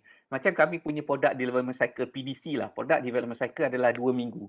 Setiap 2 minggu kita sit down, seluruh company boleh bagi idea. Saya buka lah PDC kita orang. Contoh lah. Alamak, dah ni lah pula. Dah archive pula. Tak ada. Kita tak apa. Basically, PDC ni, product development cycle kita orang 2 minggu. Maksudnya, every 2 weeks, semua staff akan bagi idea. Apa benda yang kita nak tambah. Lepas tu idea bersepah lah. Ada kata, jom kita buat function untuk orang snap gambar, lepas tu minta bantuan homework dia orang. Jom kita jual t-shirt Pandai dekat ni. Nanti buat t-shirt, orang jadi billboard bergerak. jom kita buat dalam pandai ni ada benda-benda macam ni. Ada idea macam-macam lah. Jom kita buat benda macam ni. Idea dia memang pelik-pelik dan sangat bersepah-sepah. Lepas tu kita pilih the idea yang mana kita nak execute. Dalam masa 2 minggu juga kita kena release this new feature.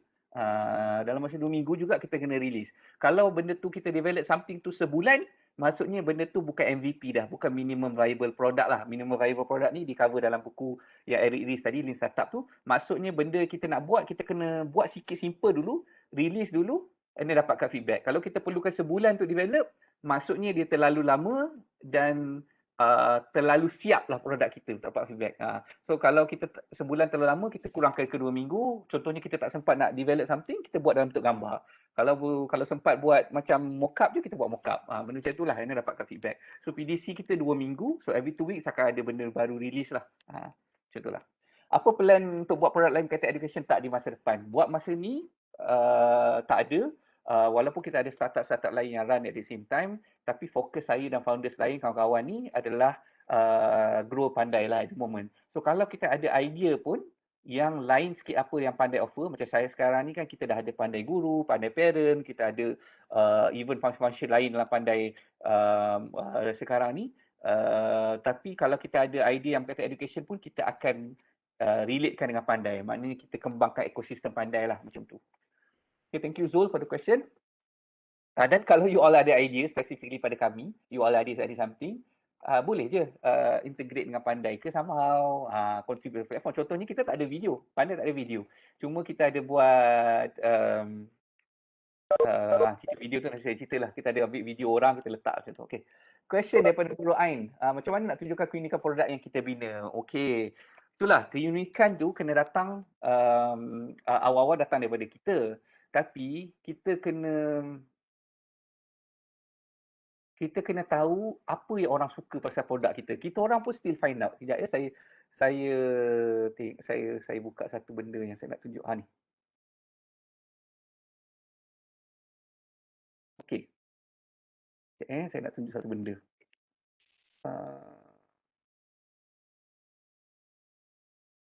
Okey, saya tunjuk satu benda. Kita orang pun still kena find out daripada customer.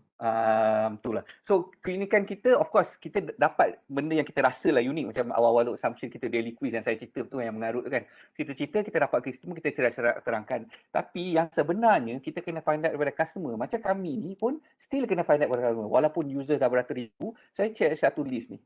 List ni, bukan saya nak share screen. Saya share this.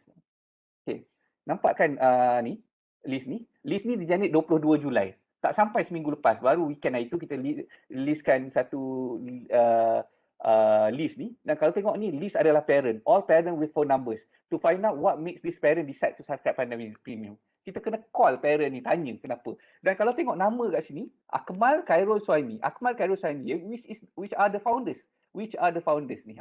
Semua ni founders. Nak tanya dia orang kenapa korang bayar? Kenapa korang subscribe? Kenapa korang letak credit card? Kita kena tanya dia. Apa? Melissa ni mungkin kata macam, dia bayar sebab dia sukalah kita punya report card. Yang ni kata dia punya report card. Yang ni kata, saya tak tahu. Saya dah bayar je. Anak saya kata dia nak.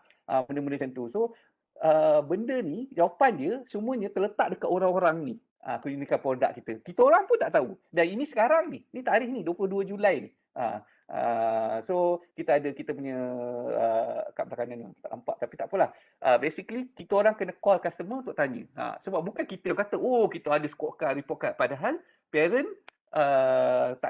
tak penting kan benda tu. So macam saya dah cerita daripada awal, it all boils down to the customers, the users.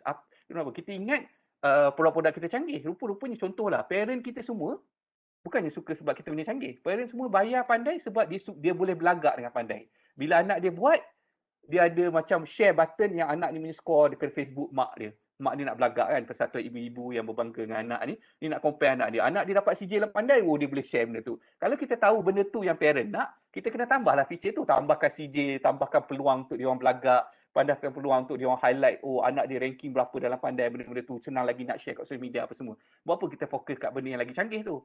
So, itu kepentingan dia. Satu lagi, selain kaitan dengan keunikan ni, the reason kita call customer, bila kita find out dia orang subscribe apa, macam contohnya dia orang kata katalah kita find out, kita call, dia kata, oh sebenarnya saya tak tahu sangat pandai apa, saya beli pandai ni supaya anak dia jadi macam babysitting punya tool. Anak saya buah manjat seni, saya bagi iPad kat dia, guna pandai sejam duduk diam. Macam tu. Lepas tu call parent lain pun sama, dia kata, saya pun tak tahu sangat, tak kan, saya bagi satu iPad kat dia, dia sejam duduk diam. So, dia jadi macam babysitting punya tool rupanya. Macam parent kadang-kadang dia hantar anak pergi kumon, sebenarnya bukan nak anak belajar sangat, tapi daripada belajar orang gaji mahal, baik belajar kumon murah sikit, sejam mak boleh pergi shopping, pergi spa apa semua, contoh. So value dia kat sini ialah kumon ni sebenarnya bukan dia nak anak pandai sangat, dia nak mak ada free time, ada me time dia. So kalau kita find out parent banyak macam tu, dalam messaging kita, dalam iklan kita, dalam posting Facebook, Instagram, iklan Google Ads apa, kita boleh kata, oh dapatkan pandai dan anak anda akan duduk diam selama sejam setiap hari, contoh. Macam tu. So messaging kita pun kena-kenalah dengan customer kita apa dia nak. So keunikan tu awal-awal mungkin datang daripada kita, tapi kemudian kena datang daripada customers. Macam itulah. So we ourselves pun tengah learning. Kenapa parent bayar? Sebab parent ni tool baru. Sebelum ni student saja. Dan cikgu ni kenapa? Apa semua benda-benda macam itulah. Seterusnya Muhammad Ihsan Muhammad Raus, soalan ini sedikit personal sir. Bagaimana saya membagi masa untuk kerja dan keluarga? Misi dan misi ada sangat besar ni, nampak macam staff banyak kerja timeline dan due date. Bagaimana saya memostisikan staff? Okay, thank you for the question. Dalam company kita agak fleksibel. Kita tak ada strict hours lah. Maksudnya kena punch in apa, punch out. Adalah working hour dia 9 to 5 je. Tapi kita tak ada spesifik, oh pukul 9 kena punch in, pukul 5 kena punch out. Kita tak ada sistem macam tu lah. Even sebelum COVID pun kita ada work from home policy sejak 2016 dalam Aidan. So dalam Aidan ni ada work from home policy daripada 2016. So orang boleh kena masuk office Isnin dengan Jumaat je. Selasa, Rabu, Khamis tak perlu masuk office. Asal kerja siap. So polisi kita kerja siap. You buat macam-macam mana pun kerja siap sahaja polisi dia lah. So of course work-life balance sangat penting. Ke staff kalau dia overwork, dia tak happy, memang dia akan belah lah, dia akan pergi tempat lain lah. So Aidan pun bukannya kita bayar lagi tinggi pada market rate ke apa, kita bayar normal je lah. Kita reward ni. Cuma dalam Aidan ni kita bagi challenge kat dia orang dan bagi peluang kepada staff-staff ni untuk grow. Kalau dia orang minat certain area, then dia boleh pursue those areas lah. Saya bagi contoh lah. Staff pertama kita hire Hidayati nama dia dalam Aidan Teknologi masa tu. Masa dia masuk tu kita tak ada staff lain dalam Aidan Teknologi lah. Kami lelaki je bos. Lepas tu ada satu staff perempuan. Masa tu kita sewa separuh. So dia buat semua benda. Dia lah angkat phone, dia lah buat testing, dia call customer, dia kunci office, dia apa semua. Dan Alhamdulillah sekarang dia dah jadi GM lah. Daripada dia single, dia dah kahwin, sekarang anak 3 dah. So dia jadi general manager dalam Aidan lah. Dah kerja dengan Aidan lah. So kita bagi peluang untuk dia orang grow lah dalam company. Dan kadang-kadang kita tak tengok sangat dia punya macam CJ, pangkat, benda macam tu. Kita tengok contribution dia. If you wear a bigger hat, you contribute more, then you should be rewarded more. Macam tu je lah. So, pulang pada pace masing. Ada orang yang nak kerja sikit-sikit, and then ada banyak family time. Tak apalah. Then dia contribute lah setakat tu. Ada orang yang nak contribute more, then contribute more. Dalam alam pekerjaan ni, saya nampak, especially dalam private sector, if you contribute more, dan kalau majikan tu bagus, dan dia akan bagi more challenge, more recognition, apa semualah. So saya bagi satu contoh lagi, ada satu staff ni nama dia Bara. Bara ni dulu sebelum ni dia kerja taksi. Lepas tu kawan saya selalu naik taksi dia. Pergi sana ke sini naik taksi dia lah, kita hire dia jadi driver kita. Dia sebaya dengan saya, dengan kami lah, dengan kami. So dia jadi driver kami. Tapi ni very proper. Dia jadi driver kami full time. Bukan driver saya lah, driver syarikat lah. Saya tak adalah personal driver. Driver syarikat, dia bawa staff pergi meeting semua lah kan. So dia bawa kenderaan syarikat untuk pergi ni. Dia very proper, pakai kemeja, smart. And then sebab dia buat taksi, dia tahu semua benda, nak jaga kereta. Dia pernah selamatkan, ada satu repair tu patut RM8,000, dia berjaya cari cara untuk jimatkan sebanyak RM8,000. And then dia sentiasa ada air dalam kereta, dia tahu macam mana nak panaskan, nak sejukkan kereta dulu before ambil staff-staff ni, parking kat mana, nak drop off, nak ambil balik, dia drop on dulu, lepas tu dia pergi parking, lepas tu baru dia jalan, dia pandai buat benda ni. So dari segi kerja dia tip top, walaupun dia tak berpendidikan tinggi, dia belajar pun tak habis. So dia jadi driver taksi dan dia jadi driver kita. Tapi yang menariknya, instead of dia jadi driver saja, dia tiba dia cakap dia minat dia minat macam godek-godek sikit komputer. So dia just start jaga printer kita. Mula-mula jaga printer kita. Kat office kita ada printer besar tu kan. Lepas tu dia jaga. Lalas dia sekarang ni dia jaga semua hardware IT dekat office. Semua laptop beli baru, semua dia install, dia connectkan, dia jadi macam the asset manager, IT asset manager of the company, the whole group. So ada PC baru kena reformat, kena apa, semua dia jaga. Padahal dia driver, tapi dia buat benda tu. So dia install, dia apa semualah, dipastikan network jalan semua. Okay. Itu baru job scope kedua. Kemudian few years ago tiba-tiba dia beli DSLR. Dia beli DSLR, lepas tu dia start ambil gambar semua, lama-lama dia kata macam ni lah, dia pandang gambar, dia jadi photographer company. Ada event semua dia yang ambil gambar. Dia masukkan dalam ni, dia share dalam Dropbox semua. Kadang-kadang naming dia pelik-pelik lah, English dia broken nak mampus. Sebab yelah dia kurang berpelajaran, tapi dia buat folder tu lah. Tak apalah orang lain betulkan kemudian lah. Kadang-kadang kelakar lah dia buat tu. Tapi menunjukkan orang-orang macam ni perlu di reward, di challenge more lah. So terpulang pada masing-masing. So kami dekat Aidan, kita just bagi peluang tu lah, terpulang pada masing-masing sama ada nak ambil peluang tu ataupun tak lah. Macam tu. So uh, itulah dia kot. Maksudnya Uh, Aidan mementingkan attitude lah, attitude pekerja lah. Itulah sebab attitude tu benda, tapi masalah dengan attitude ni, benda ni tak nampak. Even kalau kita interview, sejam setengah pun interview lah apa semua, orang boleh gebang sakan je, dia cerita, pandai cakap apa semua kan. So benda tu tak nampak, tapi sebagai majikan, the first week you kerja pun dah nampak dah. You ni actually perangai you macam mana kan. You benda-benda simple je, you datang awal, dalam meeting you minute you printkan untuk kawan-kawan, and then you try contribute dekat area you tak patut contribute pun, benda-benda macam tu. So kalau you contribute more, you should be rewarded more. Tapi alhamdulillah lah, kita private sector kan, jadi kita tak ada kekangan macam, yelah kadang-kadang organisasi yang besar dia ada banyak red tape. Oh, kalau you ada sijil macam ni, you tahap ni je. Kalau you ada sijil ni, you masuk-masuk you turun tahap ni. Padahal you tak tahu apa pun. Macam tu. Tapi di Aidan kita can afford to custom the reward tu bergantung pada contribution masing-masing lah. Dan kita banyak je hire orang dalam bidang berbeza. Macam kita punya marketing, ni head of creative team, Azhar tu, lagi tua pada sini saya, dia grad bahagian journalism ke macam tu contohnya. Bahagian lain tak ada kaitan. Kita punya top sales people, Ali tu daripada mechanical. Azifah tu dia kita punya UI UX expert, dia belajar civil engineering. Jadi UI ataupun user interface punya expert. So kita hire, ada sekali tu kan, kita interview for finance. Kita interview 12 orang for finance. Kita hire satu perempuan ni, tapi ada satu lelaki ni, nama dia Syazwan. Dia baru fresh grad accountant from UIA. And then kita tengok dia ni macam boleh present, boleh cakap. So kita hire dia masuk kita punya sales team untuk IT company. Dia fresh grad accounting from UIA, top student. Tapi kita nampak dia ada macam boleh sesuai kat lain, kita just offer lah. Dia nak terima, tak terima, tak apalah. So dia masuk ke bidang lain, Syazwan tu. Dan sekarang ni dia jadi one of our managers lah. Macam tu. So kita banyak juga dalam kes-kes yang macam tu lah. Tapi itulah, kita boleh buat sebab kita organisasi kecil sikit lah. Macam tu. Kecil-kecil pun 100 orang jugalah. Macam itulah. Alright. Okay, ada soalan-soalan lain ke? Saya happy dia tu answer. Assalamualaikum. Selamatullah. Saya Fizul, kawan Dr. Haris ni. Okey, baik.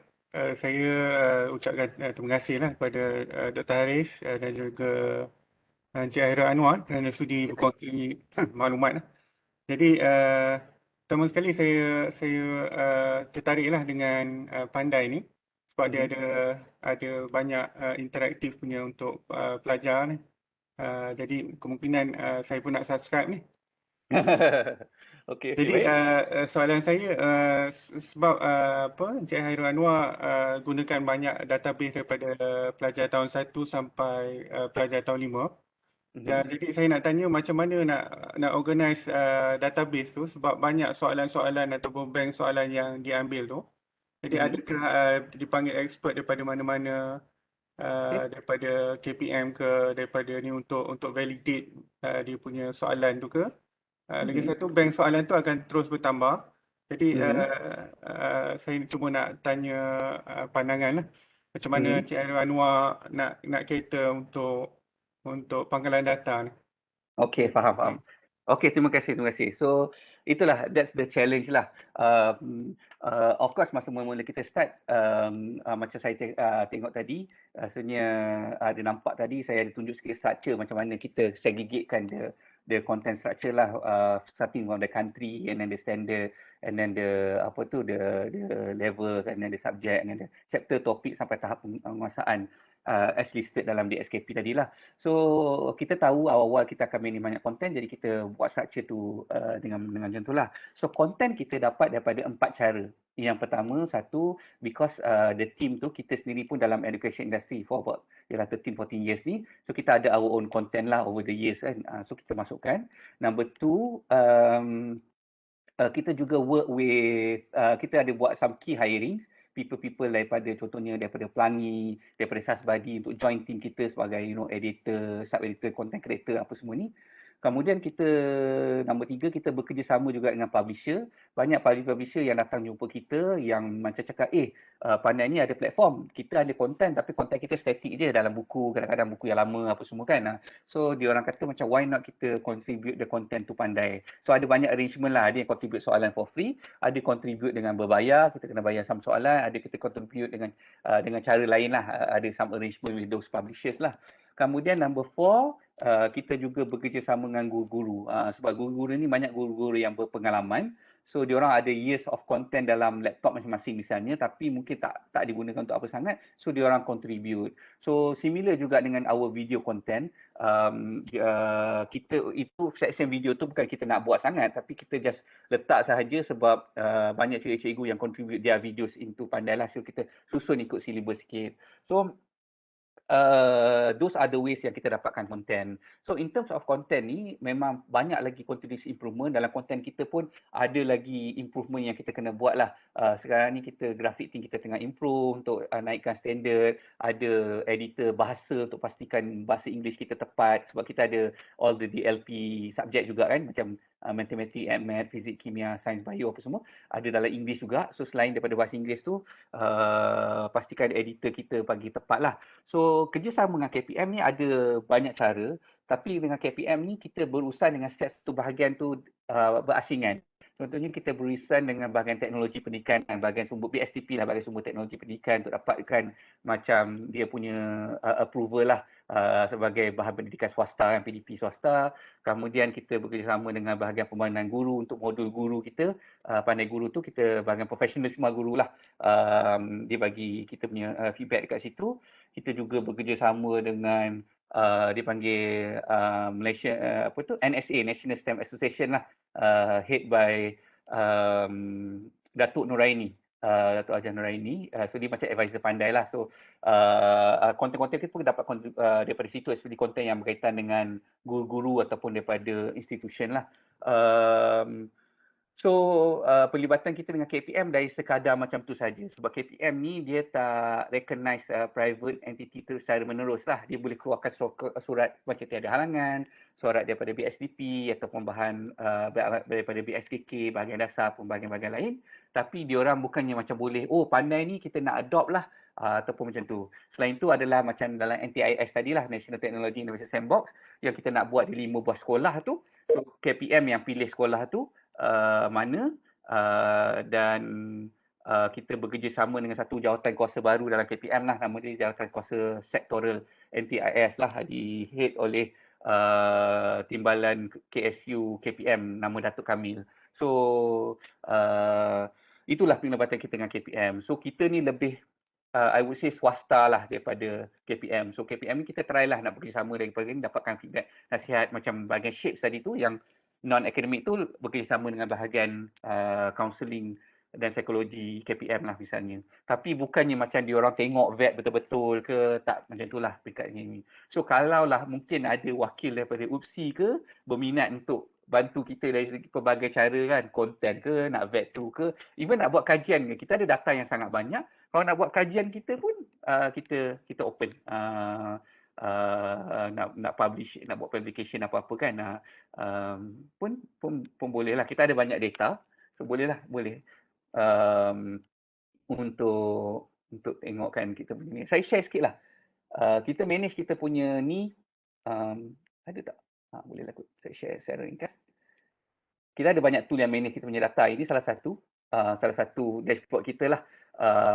So kita ada macam kita punya users dashboard, contohnya macam user dashboard kan, kita boleh tengok berapa ramai yang ni apa semualah, graf-graf kita lah, parent lah, users lah, apa semua ni. Lepas tu kita ada active student berapa ramai, kalau tengok kita punya content dashboard, tak pasti nampak ke tak, tapi lebih kurang macam ni lah. So kita ada macam, kita boleh tengok, oh konten kita macam mana, konten mana yang user access, bahagian-bahagian ni semualah. So kita monitor closely lah, kita nak tengok, nak pastikan benda ni kita ni berguna dari segi ni apa semualah. Even kita punya macam demografi kan, kita boleh tengok dia orang ni macam contohnya, kita boleh tengok daripada negeri mana apa semua ni lah. Benda-benda macam ni lah. So saya tak buka semua, tapi contohlah saya buka sikit channel lah apa semua kan. So kita boleh tengok cohort dia lah apa semua lah. So kita ada banyak benda-benda macam ni yang memudahkan kita untuk monitor dia ni lah. Ada banyak lah lagi, saya tak go lah satu-satu, tapi cara kita nak monitor bahawa database kita bukan saja dari segi content, tapi dari segi users, dari segi access, traffic, dia punya daily active user apa semua tu, dan kita cari cara macam mana nak improve all the time lah. Macam tu. Kita internally kita set weekly goal, week on week growth, WOW, dia panggil week on week growth, yang mana kita pastikan kita achieve certain numbers lah dari segi macam users activities kita. Contohnya sekarang kita tahu student-student dalam Pandai complete lebih kurang 200,000 atau 168,000 aktiviti dalam Pandai setiap minggu. Minggu lepas ni 198,000 aktiviti yang dibuat oleh pelajar-pelajar kita. Jadi kita ada certain number yang kita nak increase by minggu. Time spend dia, berapa banyak user, berapa banyak bayar, berapa banyak ni apa semualah. So improvement kita banyak dari segi managing kita punya dashboard, analytic dan sebagainya lah. Itulah. Sorry lah, saya harap menjawab soalan tadi. Saya rasa Dr. Hafizul kot. Ya. Terima kasih. Cuma nak tanya sikit lagi, untuk panggilan data tu di cloud ke ataupun ada Di cloud, yes. Good. Okay. Kita pakai combination. Kita pakai combination of AWS dan juga Google Cloud Platform, GCP. So and the reason is because kita dapat juga credit from them. Dia orang bagi credit. Kita guna data sangat banyak juga. So memang kita guna purely cloud dekat AWS dan juga dekat Google. So kita tak ada minta data yang sensitif sangat daripada pelajar ke apa semua. Even our term of services pun KPM dah tengok hari tu, untuk pastikan ialah data-data yang kita collect apa semua ni lah. So tak ada data-data peribadi ke apa semua untuk apa yang handle yang berkaitan dengan PDPR apa semua ni lah. Just benda biasa, kita tak ada alamat rumah ke apa. Kita tahu dia daripada sekolah mana kalau dia pilih. Optional, sekolah pun dia orang pilih optional sebab kita ada ranking by negara, ranking by negeri, by daerah, ranking by sekolah kan. So kita allow student tu kalau dia nak pilih sekolah dia, tapi kalau dia tak nak pun tak apa, dia tak identify sekolah dia. Dan even then dalam leaderboard kita ke semua, dia tak keluar nama penuh dia keluar nickname dia. Jadi student ada kebolehan untuk letak nickname dia. So katalah nama penuh dia mungkin Anastasia Lee May apa ni, saya tak nampak. Tapi dia nak letak Anastasia saja ke ataupun nak letak Lee saja ke, ML ke, dan sebulan pada pelajar tu sendirilah. Okay, terima kasih banyak-banyak. Okey, baik. Dr. Haris berminat tu data mining tu. Okey. Itulah offer menarik tu, offer tu. Boleh. Saya rasa untuk pengetahuan Cik Khairul, ada juga saya ajak beberapa rakan-rakan pensyarah lah untuk join dengar perkongsian kan, yang berminat dengan software pendidikan ni. Rasa ada ni di kalangan kami ni yang akan jadi customer lepas ni. Boleh. Kita perlukan feedback lagi lah orang-orang pakar-pakar kan, teknologi pendidikan ni daripada pelbagai angle lah, dari segi content, dari segi teknologi, usability kita kan. Still banyak lagi benda perlu improve lah, walaupun jelah pengguna dah ramai, tapi jelah non-stop lah benda ni. Okay, ada lagi soalan daripada pelajar ke, daripada rakan-rakan pensyarah ke? Boleh tanya je. Saya try ni share sebab baik-baik tanya benda yang you all nak tahu daripada saya share benda-benda tak ada kaitan kan. Saya ada soalan juga sebenarnya. Okey. Tadi Cik Khairul cakap tentang growth hack tu kan? Macam mana tu? Boleh share sikit? Ini cerita yang interesting kalau you all nak dengar lah growth hack ni. Along the way kita buat growth hack. Saya cerita apa yang saya nak cerita. Saya cerita dua je lah kot. Satu, dua. Boleh lah saya cerita dua je. Growth hack kita banyak buat benda dia. Ada benda yang menjadi, ada benda yang tak menjadi. So basically macam ni. Satu cerita dia. Saya nak cuba cari kalau ada cerita dia. Ni salah satu cerita dia. Okey. Tapi before that saya cerita dulu background. Ni yang awal-awal. Nampak, ingat tak graf yang tunjuk daripada February to March tu? Daripada 2,000 jadi 4,000 kan? Dia grow 12x. 20x. 20x tu 20 kali ganda lah. Dalam masa sebulan dia grow 20 kali ganda kan. Daripada 2,000 pengguna jadi 4,000 lebih pengguna. Kepada siapa yang recall graf tu lah. Tadi ada seorang yang jawab PKP tadi tu kan.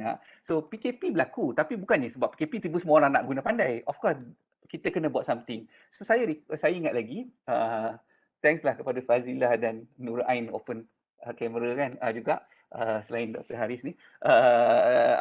Yang interesting tadi tu, masa PM Muhyiddin Yassin announce kita nak MCO for the first time, it was a Monday. Dia announce pasal Isnin petang tau. Lepas tu dia kata hari Rabu akan start MCO. Lusa lah, Rabu tu akan start MCO. So, okey lah. Masa tu Isnin petang. So, hari Selasa, saya ingat kita berkumpul kat salah satu bilik meeting kat mesyuarat kat office. Kat office lah. Lepas tu bincang. Masa tu staff tak ada lagi. Tapi kita ada satu orang macam contribute lah idea untuk pandai. Dia bincang Selasa petang. Esok tu nak start MCO lah. Kita bincang apa benda yang kita boleh buat lah. Sebab kita tak plan nak buat video. Video ni bagi kita orang macam bagi kita orang lah. Kita orang tak ada kepakaran buat video. Kita nak buat video, nak mengajar, nak rekod. Lepas tu video ni leceh sikit sebab yelah take time nak rekod. Even buat soalan pun kelas kabut nak buat tiap-tiap hari kan. Ni lagi nak buat video tiap-tiap hari kan. So lepas tu video ni nak edit dia payah sikit kalau ada silap ke apa. Lepas tu kita risau dia obsolete cepat apa semua. So kita tak nak buat video lah pandai. Tapi MCO ni, so ada orang saja kata why not pandai buat video sendiri. Lepas tu kita fikirlah, mengarut lah macam mana kita nak rekod apa semua ni, tak sempat ni, kita MCO dah nak start esok ni. Kita fikir macam mana kita nak cover, lepas tu fikir idea lain, macam-macam idea fikir. Lepas tu tiba-tiba satu budak ni nama Isfah ni kata, Cik Khairul, mungkin kita patut buat video tapi tak payah buat video kita buat video, kita ambil video orang. Lepas tu fikir, boleh lah kita buat macam tu. So idea is that, kita nak buat video kita, kita tak reti, kita tak pandai, kita tak sempat. Tapi video ni macam bagus sebab sekolah dah tutup, jadi nak belajar macam mana kan. Jadi macam kena belajar PDPR. So bagus tu kita letak video daripada soalan-soalan je.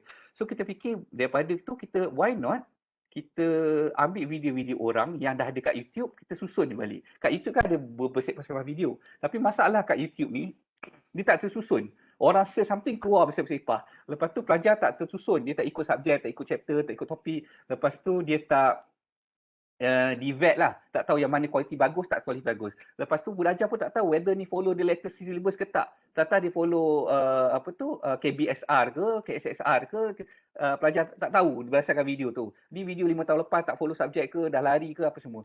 So, apa kita buat? Jom kita cari video. So, kita pun cari video dalam sistem kita, dalam YouTube dan kita susun dalam pandai. Ikut teratur lah, ikut kita punya syllabus structure apa semualah. So, apa yang kita buat? Kita buat satu benda dia panggil pandai video. Okey, mari saya sharekan. Okey, pandai video. Mana dia? Ni dia. Okey. Nampak ni pandai video. So kita kalau budak-budak pergi tu video.pandai.rg ni, dia akan pergi masuk sini. Tak payah daftar, tak payah register, tak payah login pun. Boleh masuk terus ke sini. So dalam ni ada video, ada kategori-kategori. So kalau kita masuk mana-mana kategori, contohnya katalah kita masuk kategori contohnya matematik tingkatan 2 ke, ataupun matematik tingkatan 3 kan. Boleh klik tak? Okey. So ada kategori dan disusun ikut bab. Nampak bab 1 indeks. Lepas tu ada tata bahasa indeks, ada hukum indeks. Dia tu susun. Dan kita dapat ni daripada orang-orang luar. Nampak ni ada Cikgu Chong, Brainworks Core apa ni, WM Firdaus. Daripada orang-orang berbeza lah. So ada video-video ni, kalau klik video-video ni, dia akan play dalam pandai, tapi sebenarnya di embed daripada YouTube. Nampak ni owner dia still ada lagi. Kita letak nama Brainworks Academy ni. So kita embed dia. So kita taklah download video dia, curi video dia, pasuk balik. Kita just embed dia macam orang letak dalam blog ke apalah kan. Tapi kita buat kemas lah. Ni daripada siapa ada video-video berkaitan, boleh tengok topik-topik lain, apa semua ni lah. So dia tak payah log masuk, dia tak payah daftar pun, dia boleh dapat terus. Dan benda ni ikut public pun boleh masuk. So bila kita buat benda ni, kita release hari Isnin. Dalam masa 5 hari kita release. Kan MCO start Rabu, hari Isnin kita release. Terus benda video.pandai.org kita keluarkan. Okey, tak payah register, tak payah login, orang tak tahu pandai apa tak apa, ni ada. So orang lain tengah kelang kabut lagi. Satu Malaysia tengah kabut nak buat apa ni pusat-pusat tuition tengah kabut cikgu, tiba-tiba pandai dah ada, ada. Lepas tu kita ada some plan lah nak sebarkan benda ni. So kita buat WhatsApp punya message, 2 bahasa Melayu bahasa Inggeris, kita sebarkan. Lepas tu kita ada plan sikit nak post kat social media apa semua. Tapi belum sempat kita post social media, tiba-tiba WhatsApp message yang 2 tu, bertebaran seluruh alam. Tiba-tiba dia jadi viral ke mana-mana, tak semua tempat masuk apa semua sampai kawan-kawan saya kat overseas pun dapat benda tu, ke negara-negara lain pun dapat tu dalam masa tu, sampai website kita orang crash. Website kita orang crash beberapa kali dalam hari pertama. Saya ada saya buat satu artikel kepada MDEC hari tu sebab MDEC tanya. So kita buat satu artikel ni, nampak ni, how Pandai started do MCO. Pandai started ni apa semua bla bla bla, kita cerita Pandai story, lepas story behind Pandai videos kan. Pandai ni sepatutnya only assessment je. There was no intention to include learning material such as video. So story bila MCO start tu, kita pun fikir, apa kita boleh buat? Perhaps mungkin nak cari benda lain. So kita buat Pandai video ni cepat-cepat. Lepas tu kita release ni quickly, ada tulis kat sini tak? 5th day of MCO, release on the 5th day MCO, 23 Mac ni kita dah release, boleh masuk terus kat link ni. Lepas tu section ni free, we purposely make Pandai video ni public, visitor boleh access ni without login, without register, section is free, access by semua masuk ni. Ini saya buat, first day only 249,000 visitor visit Pandai video in the space 24 hours. Dalam masa first week, 1.9 million unique visitors. Ni unik tau. Mana orang sama masuk, tak kira. Dia kena orang beza. 1.9 juta penduduk Malaysia datang ke Pandai. Ni masa-masa ni kan, satu-satu masa meningkat kepada berpuluh-puluh ribu orang masuk apa semua lah. Session dia semua kan. So benda ni jadi grow lah, efek tu. So because of that, kita grow kita punya users daripada 5,000 ke hampir 50,000 user dalam masa 10 hari ni. Grow. So ni dokumen dia lah yang kita share, kita punya itulah. So kesimpulan dia kat sini sebenarnya bukannya kita orang idea tu bagus sangat. Idea tu simple je.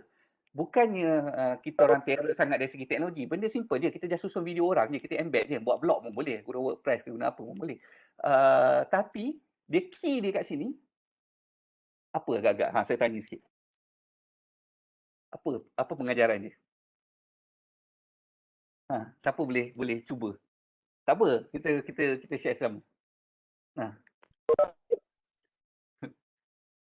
Ada yang nak cuba? Sambil saya tuang air sikit. Boleh jawab dekat chat tu. Siapa nak boleh jawab? Boleh jawab kat chat. Boleh. Saya cerita-cerita ni korang ni agak-agak dapat tak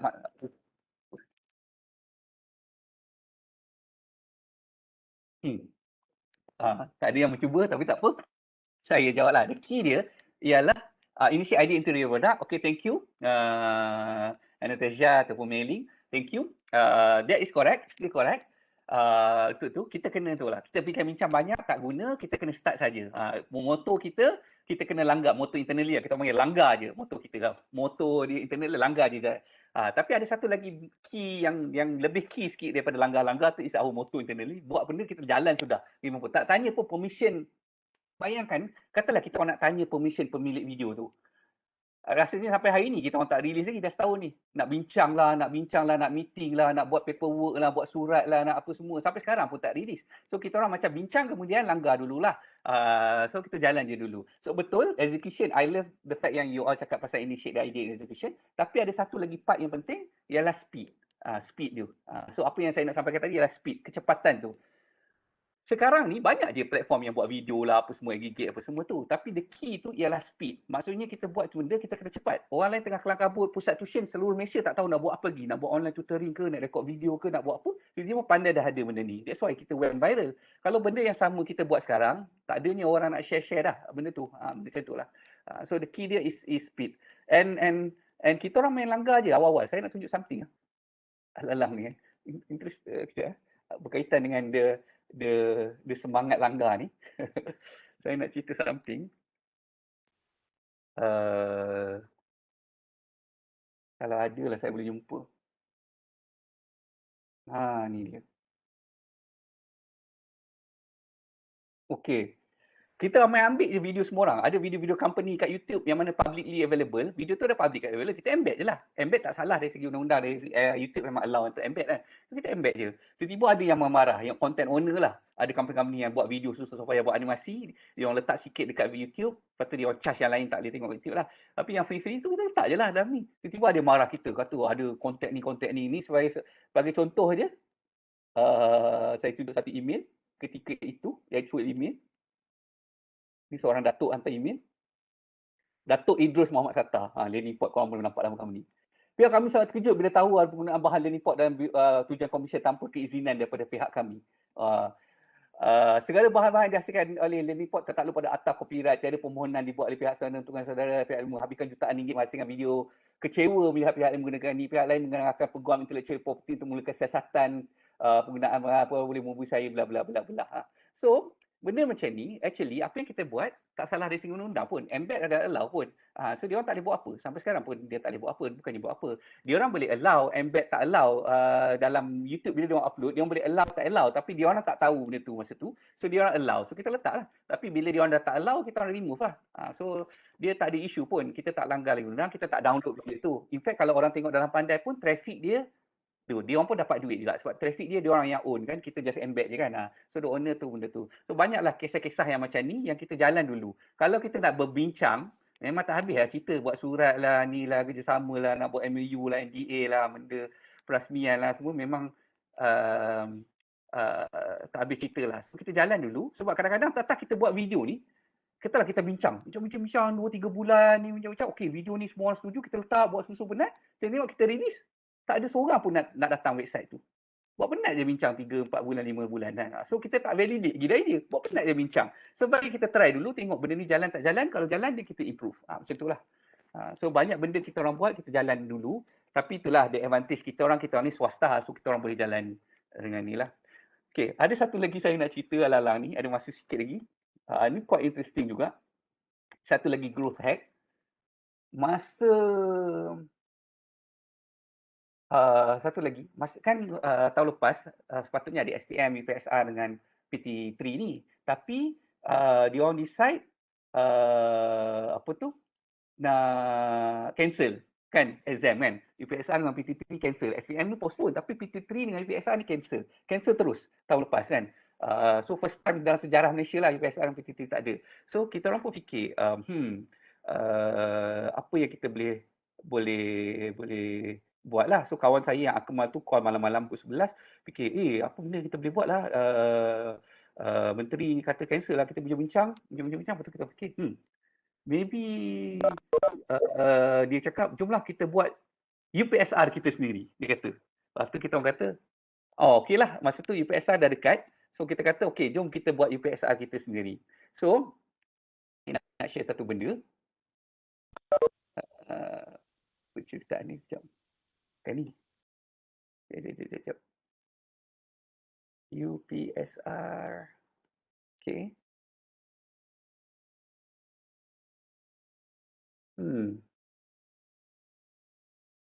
Ni ke? Okay, nampak ni. So kalau kita orang buat satu benda nama UPSRX. Kalau pergi upsr.com.my ni, kita orang pun tak tahu kenapa tak ada orang pernah beli domain upsr.com.my ni. Lepas tu kita tengok available, kita orang pun belilah. Kita orang pelik sebab tak ada orang ambil. So kita kalau pergi upsr.com.my, UPSRX ni kita orang buat. Kita orang kata ni ada inisiatif untuk beri inilah benda-benda. Kita katalah ini bukan ujian rasmi daripada KPM. So kita kata kononnya lah UPSR ni untuk mengekalkan semangat cintakan ilmu lah bla bla bla bla. Sebenarnya kita nak promote Pandai je, bukannya ikhlas sangat lah. Tapi apa yang menarik dia, beza dia di online apa semua, tapi dia interesting dia raikan tarikh sebenar UPSR. So kita orang buat ikut tarikh sebenar 1 September sampai 8 September UPSRX ni. Dia online apa semua, so dia ada jadual peperiksaan. Macam paper ni, tarikh ni dan tarikh ni adalah tarikh sebenar. Kita buat UPSRX ni dan kita buat adalah format dia dan kita buat siap ada macam trial 1, trial 2, lepas tu ada UPSR, lepas tu hari pengumuman keputusan lah kononnya. Lepas tu dia orang boleh dapat CJ, dapat transkrip dan dia orang dapat semua ni for free. Dia orang boleh join for free, dia orang buat for free, dia orang dapat CJ for free, dia orang dapat transkrip pun for free. So, tapi cuma siapa yang nak ambil Pandai Premium, dia akan dapat trial dan juga CJ dengan transkrip ni dia dapat yang bercetak. Kalau yang free dia dapat CJ dan transkrip ni secara virtual lah. So kita pun release UPSR X ni lah kepada ni kan. So sama juga kita ada buat PT3 juga. Sama je kalau pergi PT3 tak ada dash pun sama jugalah. Sama je, okey tak apa. Nak tunjuk sikit. Ni PT3 banyak subjek lah. Kalau tengok ni ada RBT, Asas Komputer, Sains, apa pendidikan Islam semua lah. So lagi banyak lah subjek dia apa semua. Tapi yang menariknya bila kita buat benda ni, benda ni jadi viral juga. Sebab parent-parent dah belajar, anak-anak dah belajar daripada darjah 1 sampai tekan darjah 6, lepas tu tiba-tiba tak ada UPSR. Ataupun budak form 3 lagi, kesian. Form 1, form 2, form 3 tahun kot. Dia belajar bersungguh-sungguh 3 tahun. Tiba-tiba PTT tak ada. Tahun depan dah belajar benda baru dah form 4. Dah start from scratch dah. Dia orang pun macam kecewa lah. Parent kecewa, budak pun kecewa. Form 1, form 2, form 3, tiba-tiba PTT tak ada. Benda ni tak semualah, tapi ada kecewa. So bila kita orang buat benda ni, dia jadi viral. Sampai kan dia jadi viral, kita orang nak keluarkan, sebelum nak viral, kita orang contact lah media. Kita kata ni inisiatif for free. Media tolonglah promote nanti. Kita contact berita, paper, TV lah apa semua kan.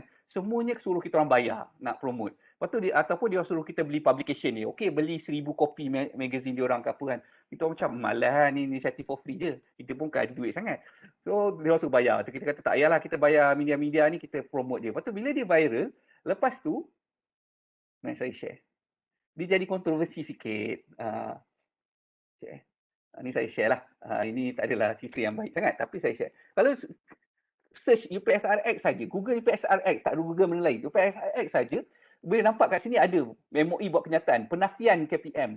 Peperiksaan UPSR PTT bukan di bawah kendalian KPM atau KPM nafi mengendalikan ni. Keluarlah dekat mana-mana, dekat website MOE, dekat ni. UPSR PT3X tiada kaitan dengan KPM. Ni kan, pendidikan apa semua ni lah. So pergi-pergi dia berpage-page. Keluar paper macam edisi 9, Siakat Keli pun keluar dekat Sinar Harian KPM nafi bla bla bla bla apa semua. Keluarlah dekat semua bernama MOE has nothing to do with UPSR PT3X apa semua ni. Tapi bila kita buat benda ni, lagi ramai orang register lah. Betul-betul be orang. Hari paling ramai orang register ialah hari KPM keluar kenyataan. KPM tweet, Menteri Pendidikan pun post kat Facebook dia, Lembaga Peperiksaan post kat Facebook dia, KPM punya official Facebook dia pun post juga. Lagi ramai orang, semua orang join. Ada benda ni apa semua tu. Dan few days after that, saya pergi jumpa KSU. So KSU okey je. KSU kata, tak ada apa, you all swasta, you buat je lah apa you nak buat kan. So kita jumpa KSU okey je lah. Tu lah. Tapi dia jadi kontroversi sikit apa semua. Jadi bila kontroversi, saya hari yang sama keluar paper semua, saya bagi tahu kat staff, terus reply kepada semua paper, bagi tahu angle kita pula. Sebelum tu kita nak keluar media tak boleh. Jadi kita orang pun macam okey reply kepada dia orang sebab berita dah keluar daripada KPM. So kita pun reply apa tu? Tu. So keluarlah dekat sana sini yang mengatakan apa tu, ni contohlah saya sharekan skrin saya kalau nampak. Macam kita bagi tahu macam okey, SPSS ada kata sekadar untuk penilaian kendiri. Pandai Education Standard pengendali ujian ini menjelaskan kedua-dua yang berlangsung. Apa berlaku? Keluar iklan. Ni malah ujian tersebut tiada kaitan dengan bukan inisiatif rasmi. Ni. Iklan banyak. Sebaliknya pada edukasi berkata ni adalah untuk kendalian kendiri, laku salam yang akan mengajar kekeliruan, ni apa semua. So kita dapat keluar media pula daripada angle kita. Macam tu. So dia ramailah daftar apa semua dan hasil result dia daripada apa yang kita buat tu, ramailah parent yang apa ni, yang kalau tengok saya share sikit lagi. Kita buat saya search. Ni contoh analisis keputusan. So kita buat dia detail sikit. So pelajar bila dia orang buat ni, kalau dia buat for free pun, macam ni kan, result UPSR Diana ni, Diana Adam ni login contohnya. Congrats Diana, dia dapat result dia. So dia tahu dia dapat result apa. Nampak sini macam berapa A dia dapat kan. Lepas tu dia bukan dapat setakat ABC, dapat skor dia.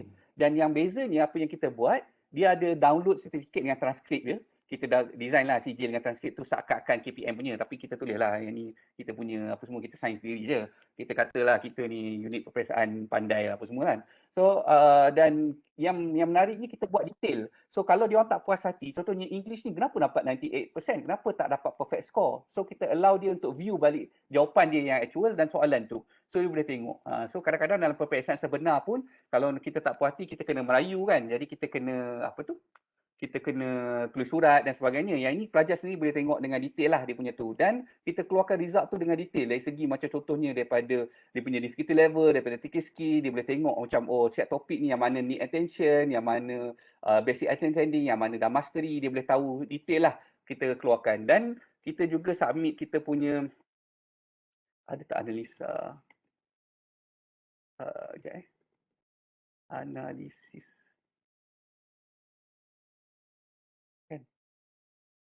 Kejap Ni analisis ni. So kita juga submit kita punya report ni kepada KPM jugalah. Just share lah, kita KPM tak suruh pun, tapi kita share daripada dia orang lembaga peperiksaan tu. So analisis keputusan ni adalah kita keluarkan analisis kita terus.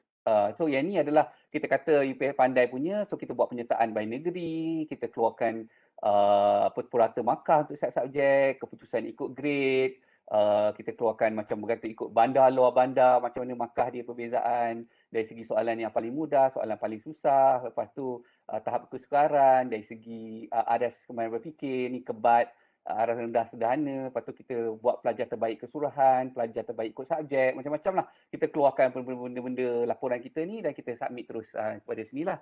Dan kita tengok ramai parent gunakan sijil yang dia dapat melalui kita, walaupun tak rasmi, kita buat ni macam yalah, seronok-seronok kan, tapi dia orang letak kat social media dia orang apa semua.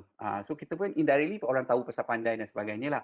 So macam dalam kes tadi, benda-benda tu yang kontroversi sikit lah. Tapi along the way banyak je benda-benda growth hack kita yang tak kontroversi sangat. Tapi the one yang saya cerita ni sebab dia interesting sikit kan. Tapi daripada situlah kita berkenalan dengan orang-orang KPM. KPM pun nampak apa benda kita boleh contribute bila kita buat analisis untuk benda-benda macam ni lah kan. So dia orang pun faham angle kita. Macam tu lah dia. Di marketing lah tu kan. Ya, betul. Nak spend marketing tak ada duit kan. So terpaksalah buat cari benda-benda kreatif. Tapi tak semua menjadilah. Jadi kesimpulannya bila ada idea kita execute terus macam Zul cakap kat sini cari peluang. So idea-idea jom buat UPSR. Kalau lah katalah kita berbincang. Tulis surat, buat paperwork, pergi submit ke KPM, submit ke lembaga peperiksaan. Kita nak buat UPSR X apa semua. Saya rasa sampai hari ni pun tak ada kelulusan. So kita fikir macam kita jalan je dulu tengok apa jadi. Macam tu. Dia. Tapi janganlah sampailah enggak undang-undang ke apa semua kan. Janganlah sampai macam tu. Tapi sometimes itulah perkara yang perlu dibuat in order to get things started lah. Macam tu. Saya nampak ada ni mungkin angkat tangan ni Dr. Hafizul. Ada benda nak cakap ke? Ataupun terklik kot? Dah tanya tadi. Dah tanya dah. Okey, saya terperasan. Okey, abang. So, ya. Okay, kita pun dah menghampiri pukul 1. Jadi nak minta jasa baik semua untuk buka kamera, kita ambil gambar. Sebab ada pelajar yang dia tak ada data unlimited lah. So dia faham. Dia kena tunggu momen macam ni baru nak buka kamera. Okey. Okay, boleh minta semua untuk buka kamera. Saya pun nak tengok tak saya borak dengan siapa. Kalau dalam company kami, dalam Pandai, dalam Aiden, kita ada polisi wajib buka kamera. Kalau tak boleh buka kamera, untuk setiap meeting. Kalau tak boleh buka kamera, tak boleh join meeting. Macam itulah. Dia punya polisi dia. Sebab kita rasa macam kalau meeting kita face to face kan, kita bersiap lah. Kita kena spend time, kita kena meeting. Kita tak boleh buat sambil benda-benda lain sebab kita datang physically kan. So sepatutnya meeting yang virtual pun dia kena macam tu lah sikit. Ni internal kita punya polisi lah. Of course berbeza dengan organisasi lain. Kita pun faham kekangan video device, bising kat rumah dengan keluarga dan sebagainya kan. Tapi kita orang punya internal lah. Okay, ada lagi ke yang nak buka kamera? Saya punya internet pun tak berapa kuat sangat sebenarnya. So kalau siapa yang boleh tolong screenshot tu, boleh tolong ambil sekali lah screenshot. Sebab takut saya tak nampak semua kan. Okay. So kita ambil dulu sekali. Okay. 1, 2, 3.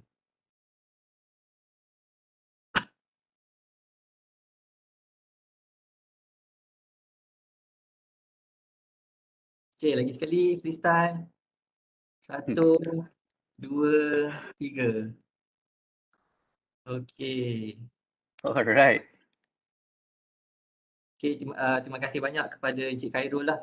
Sudi meluangkan masa. Walaupun busy orang dia kan. Saya mewakili Universiti Pendidikan Sultan Idris mengucapkan ribuan terima kasih lah kepada Encik Khairul atas perkongsian hari ini. Banyak input-input yang sangat-sangat bermanfaat lah. Terutamanya untuk pelajar-pelajar kami ni nanti nak ada tugasan dia orang kena bangunkan produk pendidikan kan.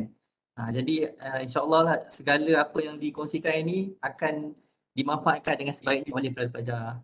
Okay, so last ada apa-apa akhir kata ke daripada Encik Khairul? Okay. Terima kasihlah sekali atas jemputan. Saya happy lah dapat terlibat.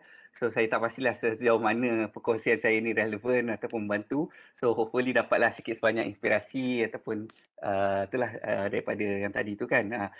Dan pada masa yang sama saya rasa ialah kami daripada Pandai ni kita tak mahir semua benda, kita tak tahu semua benda. So kita perlukan bantuan daripada semua pihak. So kalaulah ada dalam sini, tak kisahlah dari segi individu, dari segi pelajar, dari segi lecturer ataupun dari segi fakulti ataupun UPSI sendiri rasa ada benda-benda yang nak buat dengan Pandai, sama ada nak contribute idea, ada benda projek nak buat dengan Pandai ataupun nak contribute content, nak buat just nak apply kerja, nak apply nak ada saudara mara nak buat internship ke sendiri ke, tak kisahlah. Benda-benda dari segi pelbagai angle kita open to collaboration ke, partnership ke, nak buat kajian ke, research ke, kita open lah.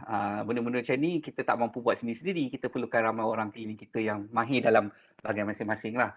So saya welcome semuanya, boleh reach out pada saya. Saya letaklah email address saya dalam chat ni. Simple je, khairul@pandai.org. Kepada sesiapa boleh contact saya personally pun tak apa. InsyaAllah kalau ada masa saya try respon lah macam tu. Okey, itu sajalah daripada saya. Terima kasih sekali lagi kepada semua. Itu saja. Okey, terima kasih sekali kepada Encik Khairul.